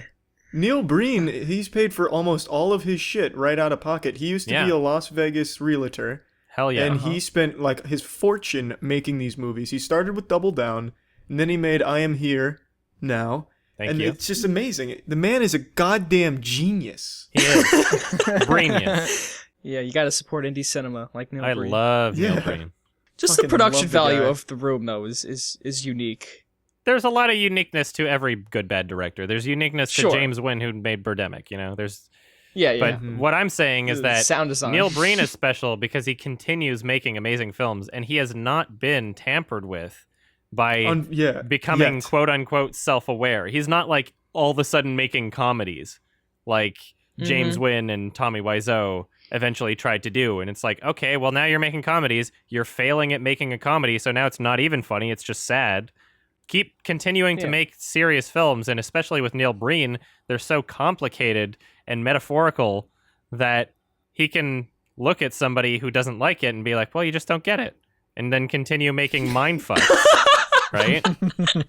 Yeah, because we don't get it. I don't think want it him makes to sense in change. his I head. want him to continue making all these fantastic films. And that's my biggest That's right. fear. One day he's gonna wake up and all of a sudden it's gonna hit him like a fucking truck and he's gonna start making Minecraft music videos and then my golden goose is gone. God damn My it. boy is gone. Well, we had a good run anyway. 4 movies. All That's fantastic. True, man. He's the So best. good. Love you, That's Neil better Breen. than any other so bad that it's good director. Unless you want to count, like, I don't know, Ed Wood or something. Yeah, new one's coming up too, right? He finished it. Twisted. Yep. Hell yeah. Look for it Twisted, in, that's it. Look for it on a torrent site near you. And we're also going to get a documentary on the filmmaking process, supposedly. Oh my god, I can't wait. He's gonna talk like he's a genius or something. Yeah, there's He some is. other people Well, that he is a literally genius. asked to make a documentary about him and followed him around during the production of Twisted. And so apparently that's going to be released as well. And I'm super can't excited wait. for that. I'll just be quick. Just probably my not Disney collection video. I like that one. Oh, very good. That's an epic one. I guess for me, I don't look at any video I make as better than any of the other ones. I look at it in terms of which one did I have the most fun making, and the answer to that would be the 98 Koshin one I made a while back. Okay. What the fuck is that? You don't know? It's a Japanese baseball game, but you could program your own pitches into the pitchers, and I had a lot of fun making a bunch of different pitches. Yeah, you gotta keep up I'll on check your it out. critical lore, dude. Next question. Alex. Yeah. Alex, you got this one? No, we'll do Yeah, like boy. 1 or 2 more. Okay. Seeing as we have Cr1TiKaL here, Wow. Stide56 or whatever says, "What is the video game with the best writing / best story?" Ooh, I got a little hot take on that one. I Oh, don't know no. if you boys have played it. It's on the Shoot. Xbox 360, the original Nier. Never Anyone played it. play Played that? it, but I'm aware of it. I really enjoyed that game because at the time when that game came out, it was in the sea of first-person shooters. It was in the sea of just schlock, just boring formulaic shit. And Nier is a game based around really clunky ass gameplay. It's not good gameplay, but it has this story in this setting where it's all so mysterious. There's this plague wiping people out. And what really sets it apart to me is it has this incredible twist right at the end of the game that there's no way you could have ever predicted. And once you do find that out and you beat the game, it changes the entire game. So if you do another playthrough, it starts you from the middle of the game and the game is entirely different. If you play it again, you beat it from that one, you get an entirely different playthrough as well. And then if you beat it the 4th time, you get an ultimately different one that wraps itself up and then deletes itself off your 360. Wow. And Very I interesting. really Wow. loved it. Really loved it. That is cool. And I haven't even played Nier Automata, which I hear is a lot better. I still need to get around to that. But original Nier, great fucking game. nice. I'm gonna have to add this to the list. Mine is David Cage games. The writing is fucking great in those. Ha ha ha ha ha. Portal 2. Yeah, haha. Portal 2. It's the obvious of course, answer. Portal but, 2, like, yeah. It's just What? that game is so Portal 2? Best Sorry. writing? It's like trying to It's, it didn't. There wasn't much going on with writing in Portal 2, was there? I haven't played it You in a mean while. well, The dialogue's amazing. in yeah, Portal the 2. dialogue dialogue's- is so good that Yeah. like that's the only reward for completing the J.K. puzzles Simmons, is yeah. listening to more dialogue and having more story. J.K. Simmons, whoever played GLaDOS, and what's the name of the guy who played Wheatley? Stephen Merchant. Stephen Merchant. Like, fantastic cast. Fucking hilarious. Great dialogue, great acting, and just like a really interesting setting with a lot of Mhm. mystery behind it. And you actually want to delve deep and explore Good choice. what happened to this facility. So yeah, Portal 2. I don't know. I didn't when I think writing, and my answer is gonna be incredibly different from yours because I think we're valuing 2 different aspects of writing. Because yeah, Portal 2, I haven't played it in a while, but like the dialogue was very well written. It had great jokes. But in terms of like building a universe, I don't think that there was that much there. I mean, like there were things that were kind of alluded to and implied. I think there's a lot there. I think this is also an extension of Half-Life 2, which is kind of cheating, or the Half-Life games, but yeah. My That's what you're saying. my answer would be Mass Effect 2. Oh, Another good choice, that's a good choice. What I really value about Mass Effect, and yeah, I mean, like, not all of the dialogue is great, and there's some cheesy animation here and there. Like, it's not a perfect game by far, but I love the universe that it creates. It's like I spent so much of my life wondering why Star Wars fans even exist. And when I started playing Mass Effect and I started really getting into it, it's kind of when I started realizing what people value out of it, because I didn't just necessarily fall in love with a particular story or a particular character. I fell in love with the universe that they created. You know, like I fell in love with the overall universe. And so I can see why there are so many Star Wars spin-offs and Star Wars parodies and blah, blah, blah, blah, blah. I'm not really interested in that universe, but I love the universe of Mass Effect. And yeah, it has its flaws. There are things that don't make that much sense. But at the end of the day, it tells what I would consider to be a great story. Tons of different options for where you can, what kind of lore you can explore. You know, like you can always get tons of information out of anything that you're interested in the universe. I got to fuck Garrus, so that was really cool. Yeah, awesome story. Great game. Good. I guess for my one, I'll choose. I don't know if this will be controversial at all. I'm going to pick Halo 2. I know the story has that awful cliffhanger, but I really like the dialogue in Halo 2. I think it perfectly embraces the campy, goofy 80s vibe. Loads of quotable one-liners, and it's just great from beginning to end. Do you think that they were trying to do campy 80s vibe? Dude, look at Johnson. That is so campy. Yeah, that's one character, and he was comic relief in the first game, and Master too. Chief, he's such a goofy character. No, yeah. I don't think it was homage, though. Dude, everything in Halo is like based off aliens and the So? action movies from the 80s. Okay. So why Halo 2 and not Halo 1, then? I don't really remember any of the dialogue, really, from Halo 1. I remember all the quotable lines from Halo 2, I think. May I ask you what you're doing on this ship? Sir, finishing this fight.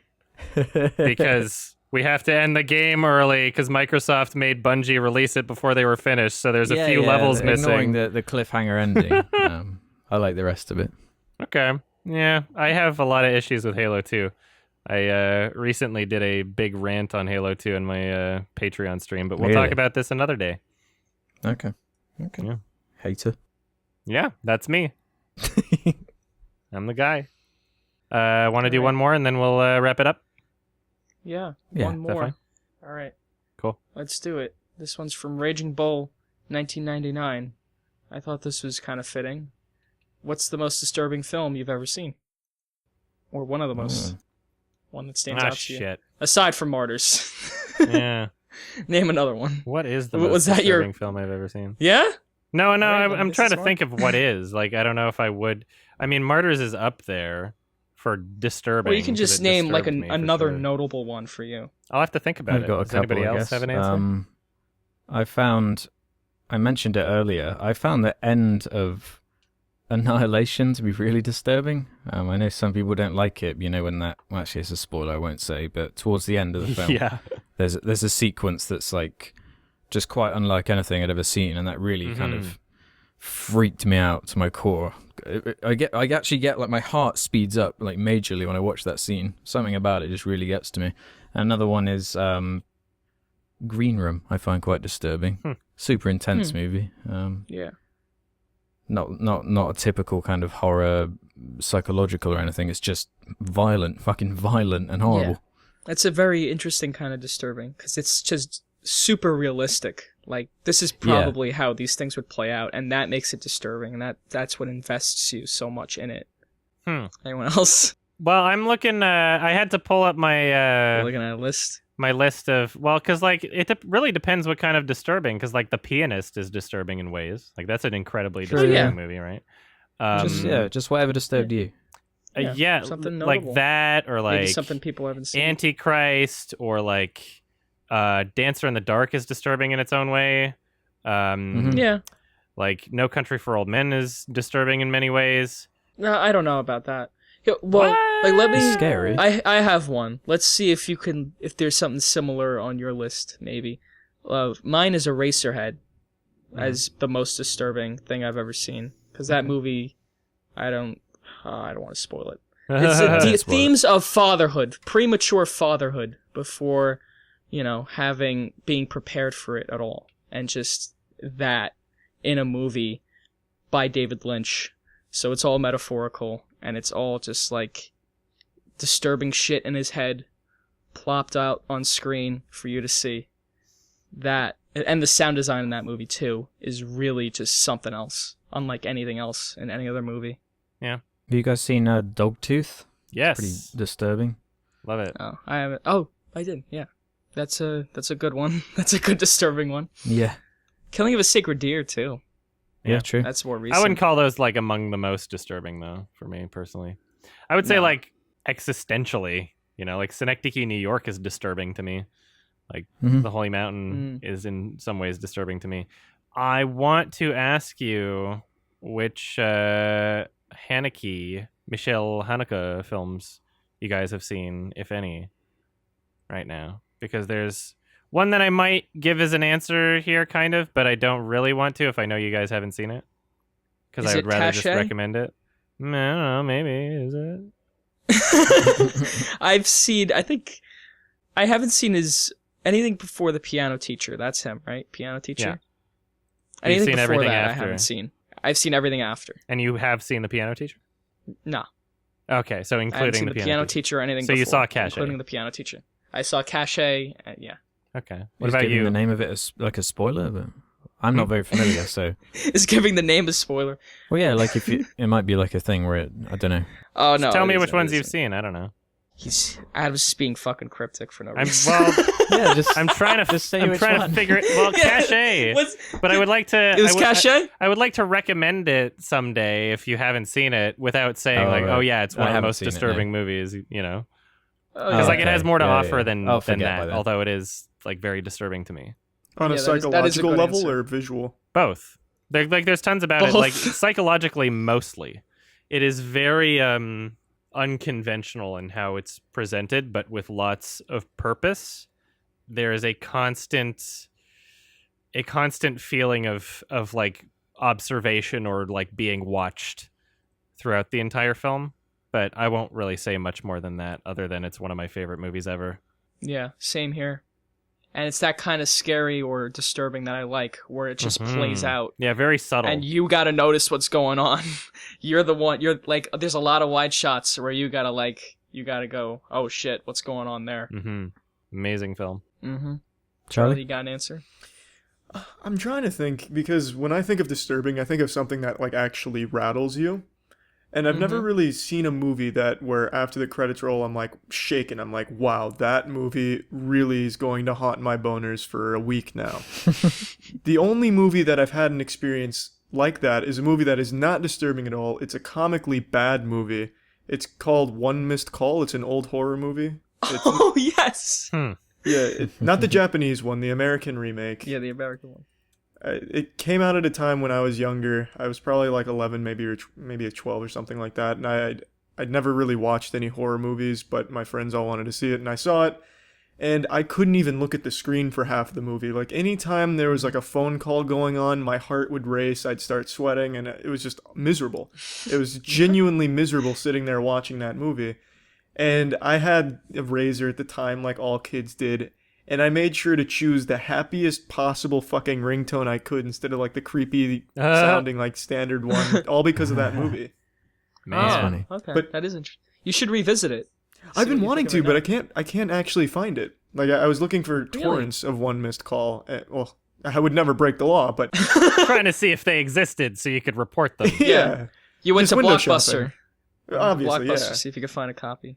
And I couldn't really find anything. I didn't see like anything like DVD quality or Blu-ray. And so I don't know. Maybe it's lost to time. Maybe it never even existed. Yeah, now that I think about it, I would like to add to my answer Audition That was one of the most disturbing movies I've seen. And then to go along with kind of like Japanese horror, even though this is the American version, The Ring, Gore Verbinski, I found that to be very disturbing. Oh yeah. That was I good. can't even tell like how much of an effect it has on people today because it's such a well-known horror movie that it might just be like, you know, a joke to a lot of people. But rewatching it, which I did before I watched the 2017 Rings movie, rewatching the first, or the Gore Verbinski The Ring, like there's a lot to appreciate about it, and I can tell why it fucking terrified me as a child. There's a lot that is disturbing about it, and I love it even though it is flawed. There's a lot to appreciate about it. Yeah. Quick little story I want to mention, just because we're kind of on topic with the One Missed Call. When I was younger, the film The Grudge was a popular Japanese horror remake, 2004, Sarah Michelle Gellar. And I don't know if any of you have seen it, but like I have. the entity, the like crazy dead people that kill you, and the black hair, they make this sound that goes like and so me in junior high and all my young friends would, you know, imitate that noise because we thought it was funny or whatever. I'm like, whatever. Like the movie genuinely scared me. So one day I recorded that noise on my phone and I set it to either my text notification or my ringtone.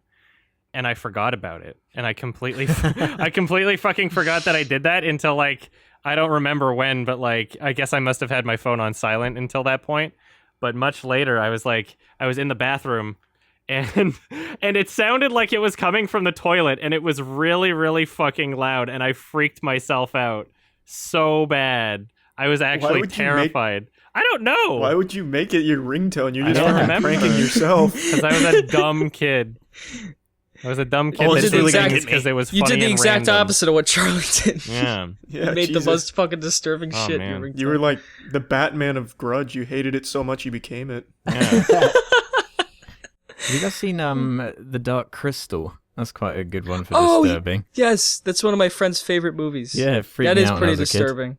I saw the clips For of a it kids in movie, I the mean. childhood trauma series, but I didn't. Yeah. I didn't Yeah. actually watch the movie. I watched Labyrinth. Mm-hmm. That's some Yeah. creepy bits, but not Mhm. as much as The Dark Yeah. Crystal. Dark Crystal's definitely way more creepy for kids. Yeah. Is that it with questions? We did it. I believe so. We did a Yeah. good job, everybody. I think That was we awesome. did a good This has been a job. scary ep. Good job, everybody. Thank you for coming on, Yeah. Charlie. No, You thank were you for having wonderful. me. Yes, thank you great. very much for our beloved guest, Mr. Charlie Penguins Critical Boy. Football player 448. That's what I'm better known by. Yeah. We have a film recommendation for next time, which is me. So it's going to be an interesting one. It's a very cerebral and challenging and intelligent film. Oh. It's loved by critics and audiences alike. It's a foreign film that has broken cultural barriers and changed the planet. It's received a ton of awards. It's Come known on. as one of the most important pieces of cinema ever made. My recommendation is a film Shrek from 2. Hong Kong titled Shaolin Soccer, directed by Stephen Chow. Hey! This movie is fucking incredible, and Charlie, even though you won't be here next time, I recommend you watch it because you guys are in for a treat if Hell you have yeah. not seen this. Shaolin Soccer by Stephen Chow. It is It sounds it good. is Chow's the wonderful. fucking Have you seen a Stephen I Chow can't film, wait to Alex? talk about- Let me double check quickly. No, He, you I've seen Kung Fu Hustle. Kung Fu Hustle. Yeah. Okay, that's cool. Yeah, Okay. that's his most I can popular one, imagine I what would it's say. going to be like then. Oh, yeah. But Shaolin Soccer is something else. Hell yeah. I've been waiting to watch that one again for a while. Nice. You're right. I have seen it, but Yeah. it's been a long time. I'm excited Good. to see it again. Holy shit. I'm fucking hyped, man. Okay. Yeah, let's go. Yeah, awesome. Okay, great. Thank you everybody for listening to our podcast. If you want to join in on the discussion for the film next week, obviously watch 2 weeks from now, obviously watch the film that was just recommended, Shaolin Soccer, directed by Stephen Chow. We now have a website. You can go to our website, sardonicast.com, and That's if you would right. like to hear these episodes early, you can sign up for, what is it called? Premium? $2 a month. Yeah, it's You just get premium. the episones early You get whenever they're everything finished. early. Whenever I'm done editing right. them. Alternatively, if you're more comfortable with Patreon, we now have a Patreon. It does literally the exact same thing. So you can support the channel and get the episodes early. And yeah, we're working on Spotify. I guess we should probably send them another message because they have not approved us. I think I did. Oh, you did? We'll Okay, we'll wait on that one. We're trying, guys. We're little we're noobs. We're noobs here. Charlie's got his podcast. How long have you been doing your podcast, by the way? 82 episodes now. Wow. And you do an episode a week or what? Gosh. Awesome. Yeah, one a week. Okay. Actually, I don't know if you two are aware of this, but Alex, your third host here, actually helped start the podcast. Oh. Yeah, I've been on every episode, I think. Yeah. With His a broken mic's mic. typically muted though. Yeah. Yeah. Oh, so that's where that joke That came was one of from. the first comments we got on our podcast was, how the hell did you fix Alex's mic? We taught him everything he knows about podcasting. Well, That's great. it shows. Thank you so much for listening, everybody. Bye-bye. Bye. Bye-bye. Bye. Bye. Bye.